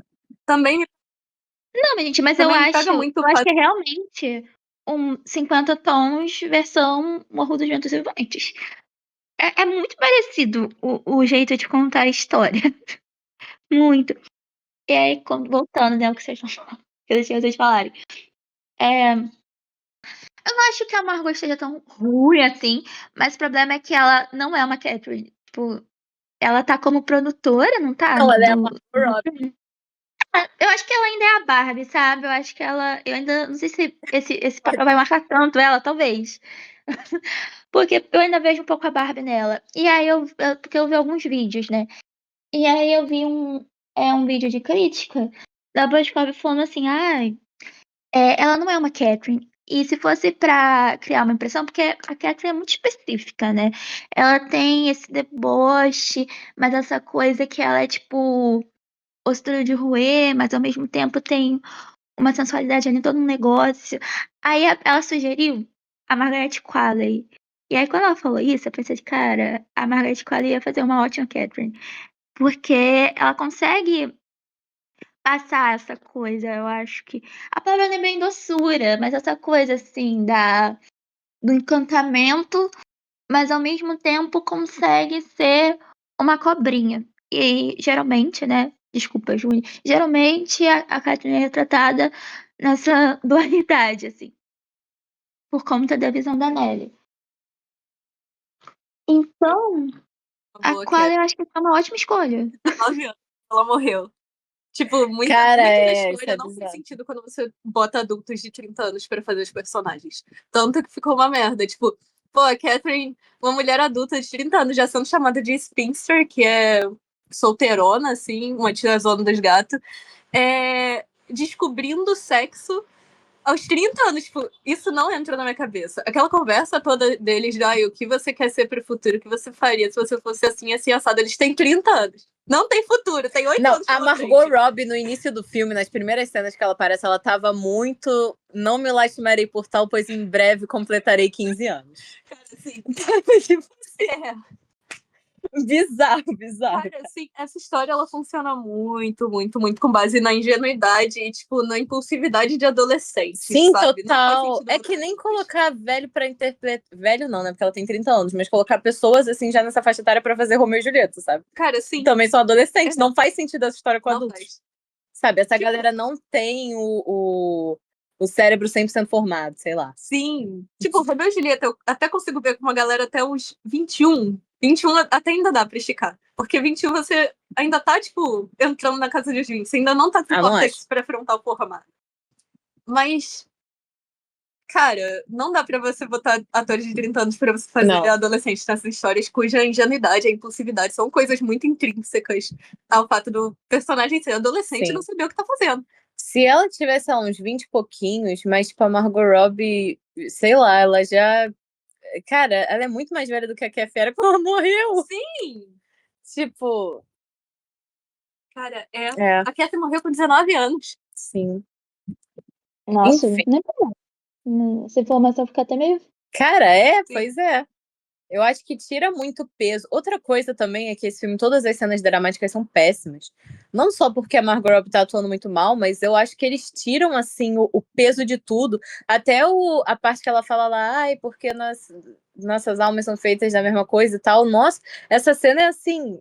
Gente, pressão baixíssima, é horrível. O final dela morrendo também é péssimo. Não tem emoção nenhuma. Gente, é horrível. E são duas das partes mais filme, tanto ela falando que as almas dele são feitas da mesma coisa, quanto ele falando pra ele assombrar ela. E eles cortam também, tipo, as falas. Assim. Eles pegam. É que nem a coisa no início do programa. Que pega só uma partezinha romântica e, tipo, corta todo o resto.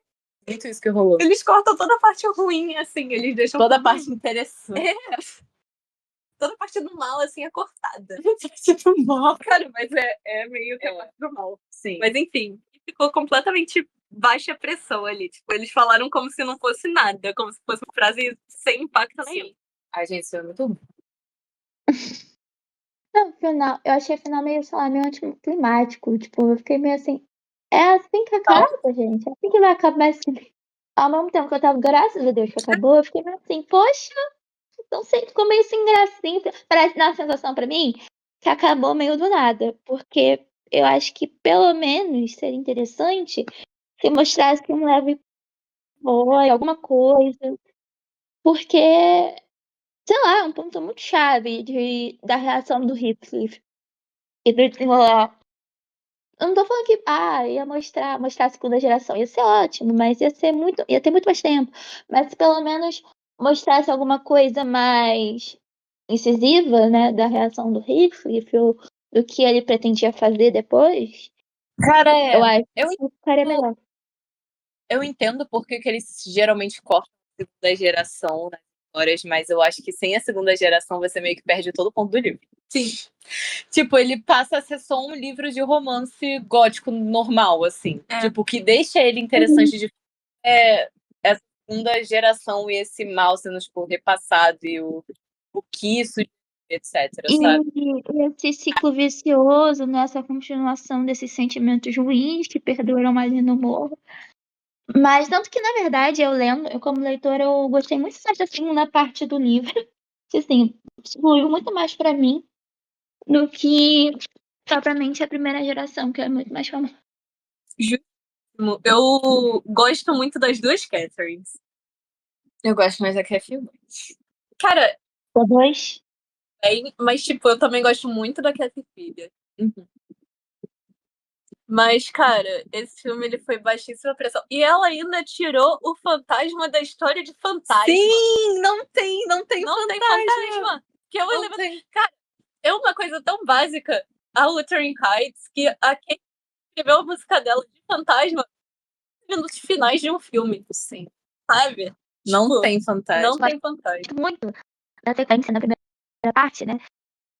Dela alucinando, tipo, achando que o Heathcliff vai voltar, que o Heathcliff vai fazer acontecer. E ela vai definhando, ela faz cara de fome, começa a alucinar. Eu acho que essa sequência é muito incrível. E de tudo que eu gosto ali, eu acho que é particularmente a parte que eu mais gosto, assim, da primeira parte do livro. Eu acho que se eu fosse, sei lá, separar uma parte do livro pra mostrar, isso é essa. Eu acho que realmente faz muito legal. Sim. Outra parada é a trilha sonora super aleatória da Charli XCX. Cara, eu poderia aceitar essa trilha porque eu achei uma proposta interessante, mas aí foi muito mal aplicada. Mas não tá bem executado. Tipo, as músicas são maneiras, é Charli XCX e tal. E, tipo, é uma proposta legal.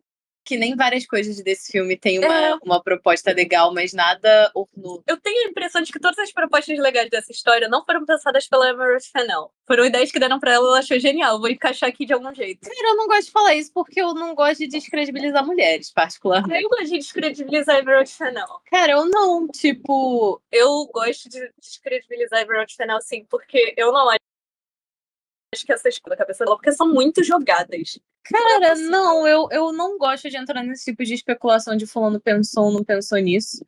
Porque, enfim, foi ela que fez o filme, ela que executou o negócio. Eu prefiro pensar. E ela executou mal. Tá, ela executou mal, mas eu não vou tirar, tipo, o crédito dela de ter colocado essas coisas no filme dela, sabe? Eu acho isso um papo muito nada a ver, irmão. Todo Ela respeito. escolheu aplicar, Acho isso um papo nada a ver. Exato, tipo, mesmo se caso alguma dessas ideias não veio dela, ela é a diretora do filme, é a visão dela do negócio, sabe? Eu não acho legal entrar nesse tipo de especulação assim, principalmente quando é uma mulher, porque sempre é uma parada dessa, tipo, ai, porque fulano não pensou em tal coisa, fulano não escreveu tal livro. Eu acho isso zoado. Mesmo eu não gostando da obra dela, que eu não gosto, não gostei de Saltburn, não gostei desse filme, e, enfim, não acho que ela tem uma proposta interessante. eu não acho maneiro entrar nesses pormenores. Tipo, é mal executado. Tipo, tem ideias interessantes. Saltburn também tem algumas ideias interessantes, mas ela não tem uma boa execução e tem outras coisas, assim, na obra dela que me deixam meio bolada. Tipo, esse moralismo, assim, meio jogado que ela tem, meio estranho. É uma coisa meio moralismo da década de 80. Sabe uma coisa que me pega de Saltburn pra cá? Em Saltburn, ela, tipo, ameaçou botar ali uma necrofilia. Em O Morro dos Ventos Vivantes. Em O Morro dos Ventos Vivantes, que ela tinha a oportunidade de botar uma necrofilia, porque realmente tem no livro, ela não botou nada. Eu também jurava que, tipo, no Saltburn ela fez todo um auê com esse bagulho de uma psicopatia aqui, que de fato, porra, it's known for it. Sim. Ela não botou nada. Ela quase comentou. Esse filme é muito caótico, assim. Sim. Eu acho que ela tem até uma visão interessante estética, mas isso em Saltburn, assim, também. Mas eu acho as execuções dela muito péssimas, assim, tipo. Eu sinto que falta vivência pra ela fora da bolha rica onde ela foi criada. Talvez tem isso, mas tem gente que também é rico, sempre foi rico, sabe escrever. Né? Total. Mas eu sinto que, sei lá, passar meses convivendo com algumas minorias já ia melhorar muito o trabalho dela.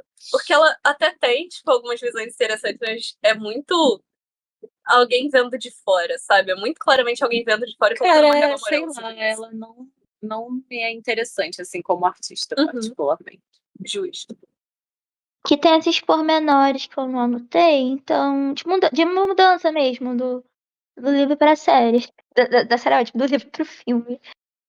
Que tem bastante até, né? Mas agora eu já relevei, assim. Mas se vocês lembrarem de alguma. Cara, basicamente o filme inteiro, né? Tipo, eu não consigo pegar quase nenhuma semelhança com o livro, de verdade.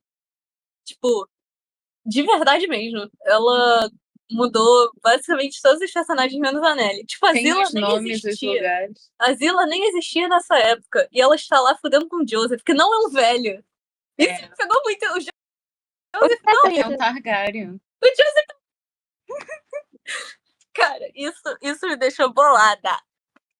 Tô bolada até agora. Cara, como assim? O Joseph não é um velho chato. Cara, mas isso me deu a única cena que eu achei interessante do filme, que é a Kathy assistindo e o Heathcliff, tipo, chega, tipo, deita em cima dela, cobre o olho dela. Essa é a única cena que eu achei um lágrima. Cara, eu gostei dessa cena, mas é o que eu falei, tipo, não poderia ser atores de 30 anos, porque eu não compro que uma mulher de 30 anos naquela época, mesmo solteira, não sabia o que era sexo. Não, total, mas eu achei essa cena um lacre. Não, a cena foi boa. Foi boa. Eu fiquei, gente, será que esse filme vai ser interessante? Não, e não foi.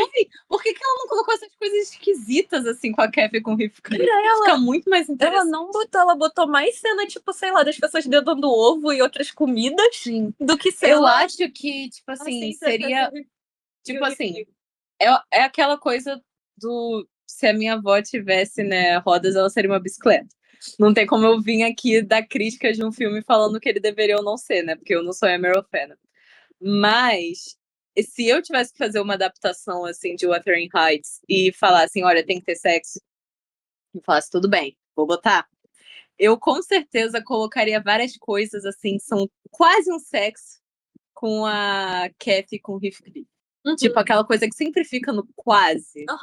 No quase, mas tipo, não vai, de fato. Sim, até porque muito do livro é tipo a tensão entre eles. Como você libera essa tensão? A tensão é a coisa mais interessante. Eles têm, assim, um tesão reprimido um pelo outro que é muito... Mas sabe algo que eu gostaria muito que tivesse numa adaptação de Wuthering Heights do sexo? Eu queria que, né, mantivesse esse bagulho do Edgar ser um homem loiro, etc., supostamente perfeito, e o Heathcliff ser um homem não branco, ter inveja dele, não sei o que lá. E aí eu queria que ele e a Kathy, enquanto se pegassem, o Heathcliff falasse, me chama de Edgar. Isso daí cinema! Gente, não sei se o Heathcliff é assim, não. Ele deveria falar isso pra Kathy, porque eu acho que ele faria isso mais por ela, pra ela, tipo, estar consciente do que ela tá fazendo, traindo o marido dela, etc., do que por ele. Eu não sei, eu consigo ver várias coisas. Eu consigo ver muito Ed. Sim. Eu consigo Mas enfim, Ed. Tem muita coisa que daria pra fazer com o Wuthering Heights do sexo. Interessante em Wuthering Heights do sexo. Eu acho que ela foi na via mais desinteressante. Foi a mais vendável, de certa forma. Sim. É um filme, né? Hollywoodiano. O que a gente tava esperando? Sim. Sei lá, porque Hollywood tem uns filmes interessantes e tal. Eu não tenho uns 20 anos. Nesse estilo. Mas Não, o gótico, eu acho que quase nunca tem adaptações que realmente seguem o tema gótico. Cara, porque não é muito vendável, não é uma coisa muito... Sim, é porque é pra ser desconfortável, né? Só se for mais uma pegada mais indie, assim, mais alternativa. Mas no mainstream é complicado. Sim. Tem coisas boas, mas... Uhum. Eu acho que isso tudo é culpa um pouco de Bridgerton. Eu concordo. De Bridgerton? Porque, sim, essa coisa, tipo... É coisa de época, só que com sexo e, tipo, anacronismos, sabe? Só que Bridgerton é legal. Eu acho que E Bridgerton Bridgerton abriu faz- uma porta, assim. Não Sim. aconteceu, mas eu jurava que... Porque tem várias outras séries de livros, né? Que seguem essa pegada do romance de época, que é essa coisa que foca muito no romance, deixa de lado o... Jurava que iam lançar de outros livros. Até poder citar aqui. Tem os Hotway, tem uns outros, assim. Tem coisas da Lisa Kleypas, muitos livros da Lisa Kleypas. Jurava que ia ter, mas não teve. E aqui, Bridgerton teve outras séries, mas elas são... Agora eu não vou lembrar aqui se são originais ou se são também adaptações. Teve o Canis, a Apple, teve Marley Jane, teve algumas outras também. Mas assim, eu só queria reclamar que eu queria ver Rap. Até hoje ninguém fala desses livros, mas eu acho. Mas ia ser legal, porque também é essa mesma coisa de... São 5 irmãos e aí cada livro é uma história de um irmão. Mas enfim, outros 500. O que eu ia falar, talvez esse filme já ia ser... Ia resolver 40% do problema dele se mudassem o casting. Mas ao mesmo tempo, todo esse hype, né, que faz pré-lançamento, é justamente por ser muito estranho, causar esse estranhamento do Jacob Elord com a Margot Robbie, que assim que lançou, eu falei, gente, eles não combinam. E eles estão tentando forçar isso no marketing do filme, sendo que ela é casada, não sei se é comprometido, mas mesmo assim, esquisitíssimo. E eles falam nessa entrevista, eu vi, tá? Que a gente tá obcecado um pelo outro. Pelo amor de Deus. Não cola. Não cola. Cara, mas ficou esquisito, porque, tipo, tiveram outros marketings que foram assim, mas tiveram outros marketings que foram assim, que foram mais interessantes. Tipo, a Sydney Sweeney com aquele cara lá que eu não lembro quem era. Glenn Powell.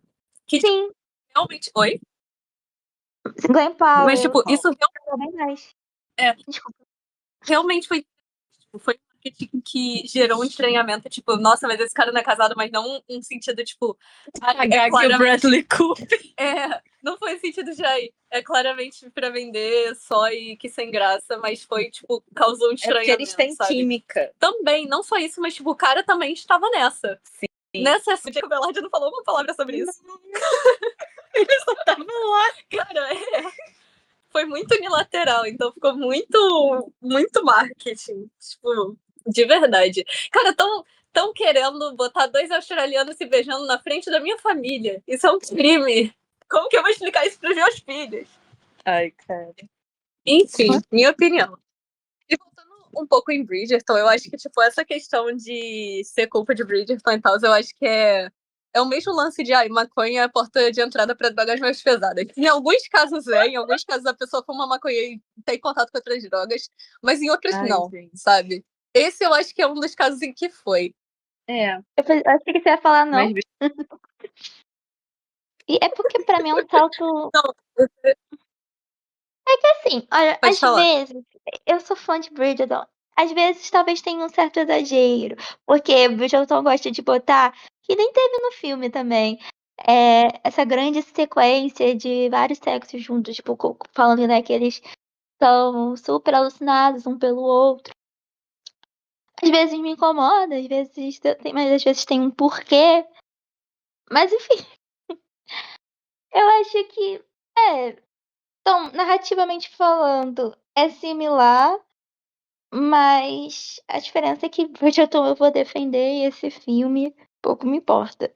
Bridgerton é legal e Bridgerton faz isso de um jeito, sabe, coerente com ele próprio. Sim, Bridgerton é um exemplo de uma adaptação que foge. Tem toda uma preparação antes, né? Tem toda uma tensão que cresce até acontecer realmente. Enfim, né? E a tensão de Bridgerton é mais bem construída. Algumas temporadas melhor que outras. A de agora realmente tá muito boa, inclusive, quando a gente tá gravando, é daqui a 2 dias? Que vai lançar. Então eu tô muito feliz, porque é o meu livro favorito. Então, apesar de uma mudança ali e aqui, tá muito bom. E, enfim, até pra quem, se você aí que está escutando e não viu nenhuma das temporadas, assista essa e dá pra entender sem as outras. Cara, Bridgerton pra mim é o maior exemplo de como dá pra fazer uma boa adaptação fugindo completamente dos livros. Porque, tipo, eles mudam bastante coisa. Tem gente que reclama, mas é uma boa série, sabe? Então ela se sustenta sozinha, sem precisar do apoio só da fanbase do livro. Pra resumir, assim, Eu acho que é só assim, o problema de Bridgerton é montagem. Nas outras temporadas, às vezes, eles focavam em histórias que nem tinham nos livros pra crescer esses coadjuvantes e não focavam pra casal principal, que é o que os fãs dos livros esperavam, né? Acho que até quem não é, até os que não eram e chegaram com a série. De assim, você quer ver o principal. E aí fica crescendo umas histórias que dá essa sensação de aleatória. Então é meio triste. Pra mim, o problema de Bridgerton é esse. Essa temporada eles melhoraram isso. Mas, enfim, fica um pouco meio incompreensível porque deles insistirem tanto nesses coadjuvantes. Eu tenho mais comentários sobre isso, mas o podcast não é sobre Bridgerton, então. Pois é. Eu poder fazer um podcast inteiro sobre Bridgerton. É como o Morro dos Ventos Uivantes foi tão desinteressante que o assunto descambou pra Bridgerton. Pois é.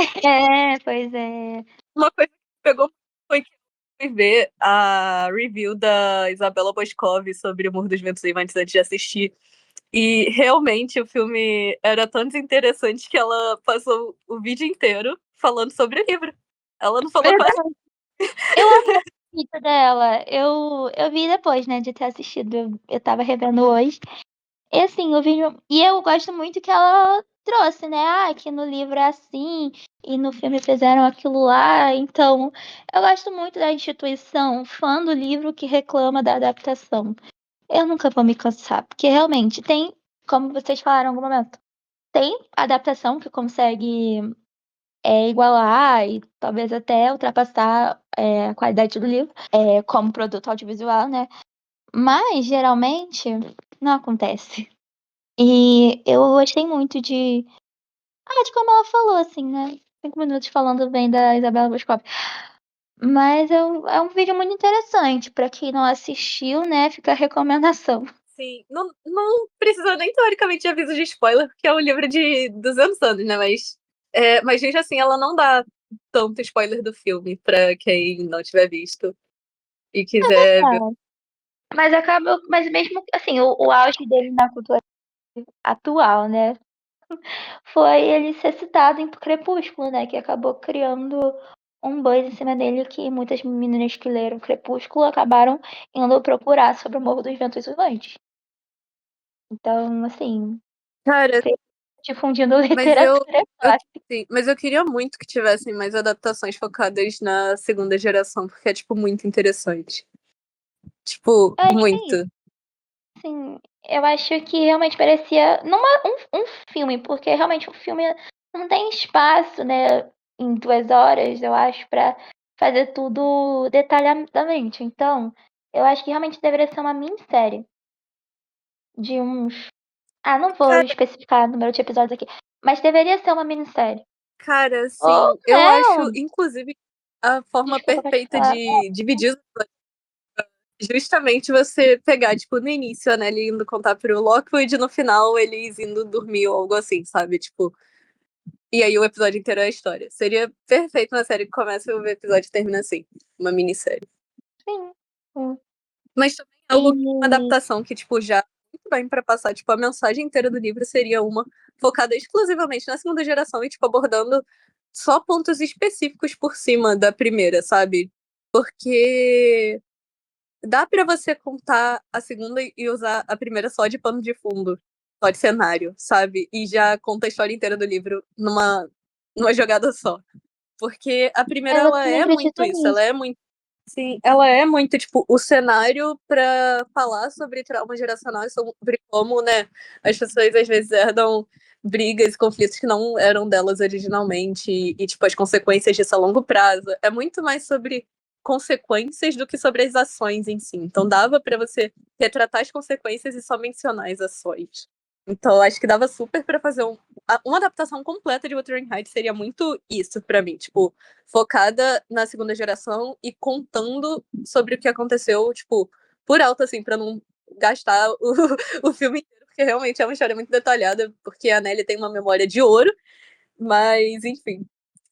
Mas contando, Nunca assim, tipo, vou por alto como aqui, ia poderia muito usar o que nem sempre tem, né? Que é a Catherine 1 como realmente uma fantasma que permeia essa memória do Morro dos Ventos Uivantes.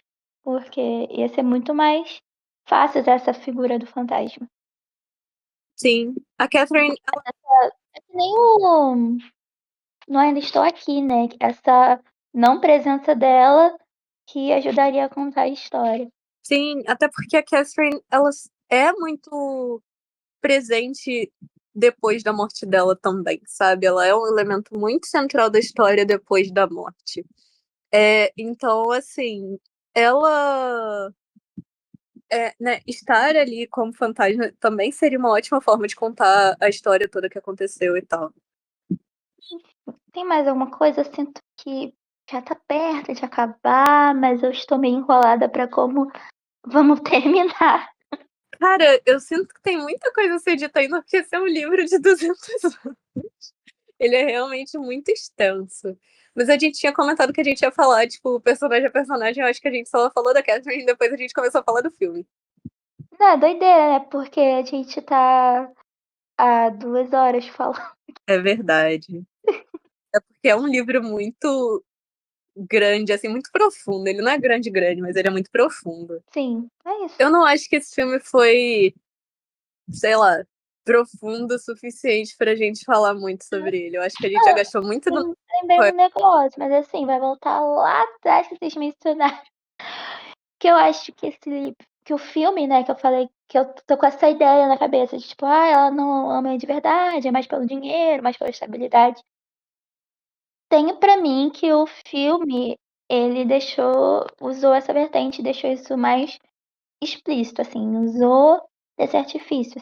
Porque até, por exemplo, né, quando ela tá ficando com o Linton, tipo, ela tá nem aí, parece que ela não tá nem na situação ali. Tipo, tá de costas, tá Cara, tipo, sim. como obrigação. Ela tá literalmente ali como se fosse uma.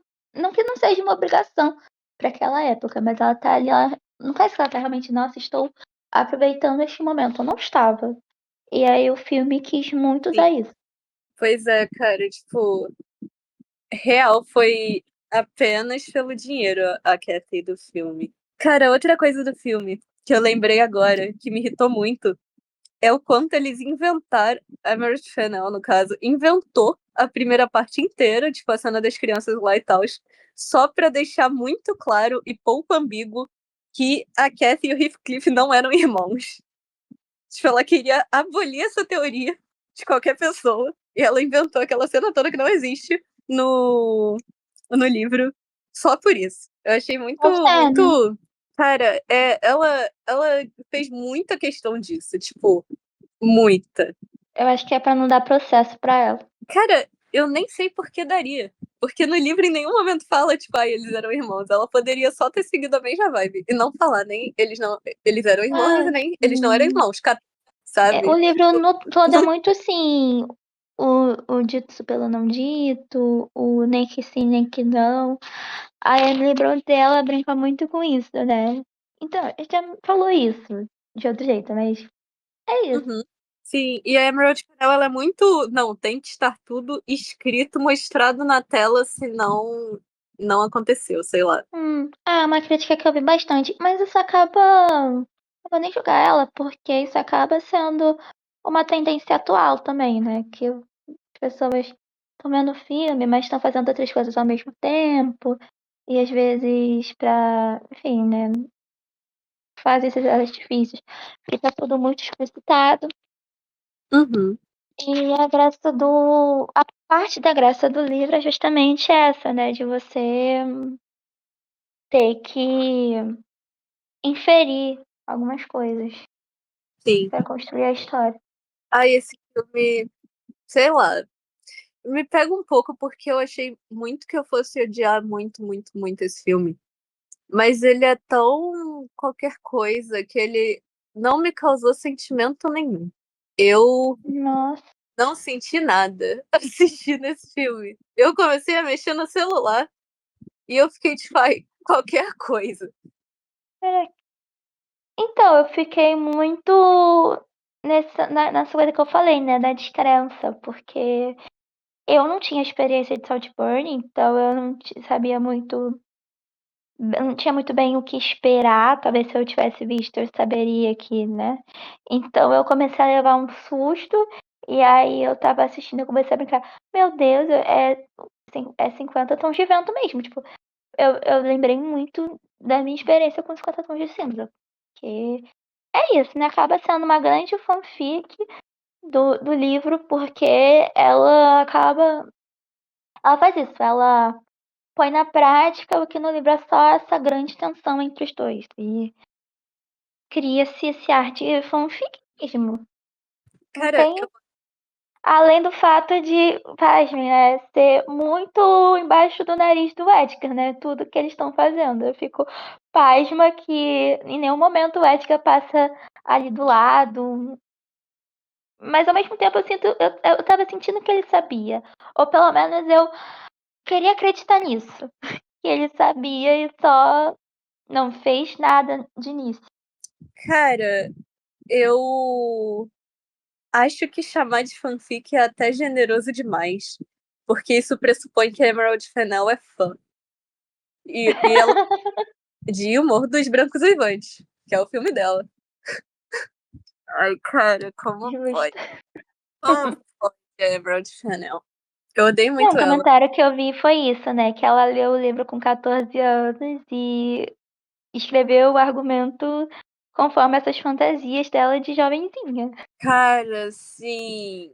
Esse filme, ele é muito. Sou uma garota Ed de 14 anos, não sou como as outras garotas, eu gosto de coisas pesadas. E, e aí saiu. E aí foi que nasceu o Morro dos Fetiches Uivantes. Gente, espero que vocês tenham gostado. Comentem, né? Leiam um livro se vocês quiserem, porque realmente é bem melhor do que esse filme. Eu acho que esse filme, na verdade, assim, acho que nem isso. É que se eu não conhecesse nada do livro, eu acho que eu só ia achar meio. Tipo assim, ia achar meio chato, sabe? Eu também não acho que ia achar essa Coca-Cola toda, não. Mas é porque eu já tenho. Eu não falei isso antes. Eu fiquei quieta o podcast inteiro. Mas eu tenho um pouco de ranço do Jacob Elord. Eu não consigo desvincular a imagem dele do Barraca do Beijo. Parabéns que ele conseguiu sair daquilo ali.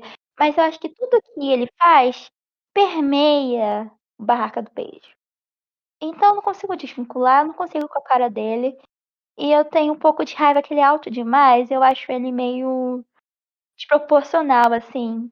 Justo. Eu vejo muito ele como o Nate de Euforia. Pra mim, ele é o Nate. Ok.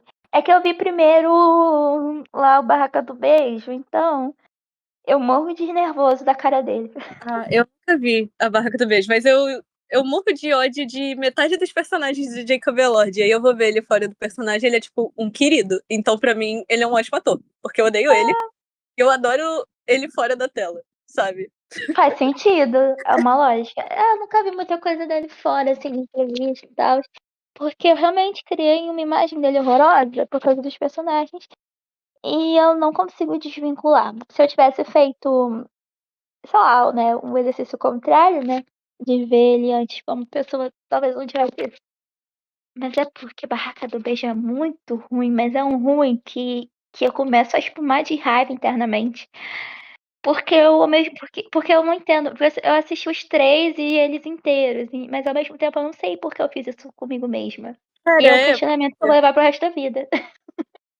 eu também tô me perguntando por que eu não prestei esse papel. Eu nunca vou assistir Barraca do Beijo na vida, Não, mas eu assisti, eu eu não infelizmente sei se era falei uma lá esperança pra última de temporada. melhorar. Eu não sei, Júnior. Eu só sei que eu fiz isso comigo mesma.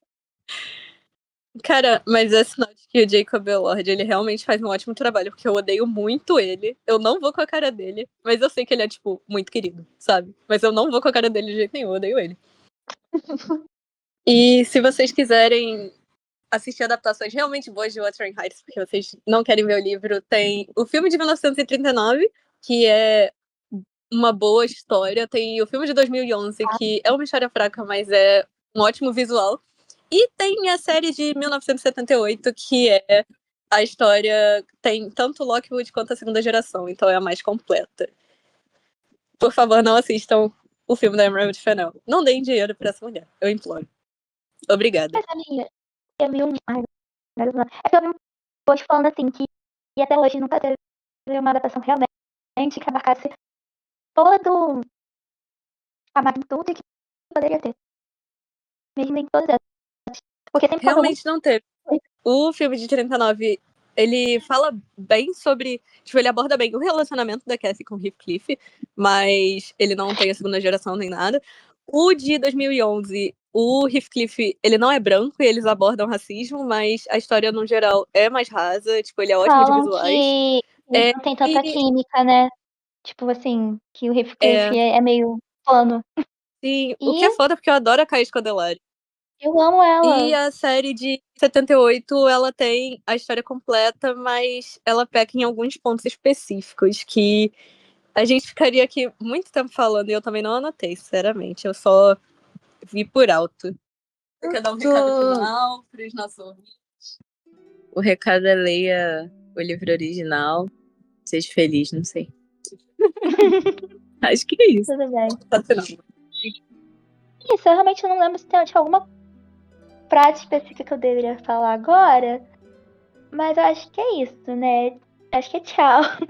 Tchau, Vamos gente. dar Até tchau. o próximo episódio. Tchau, tchau, gente.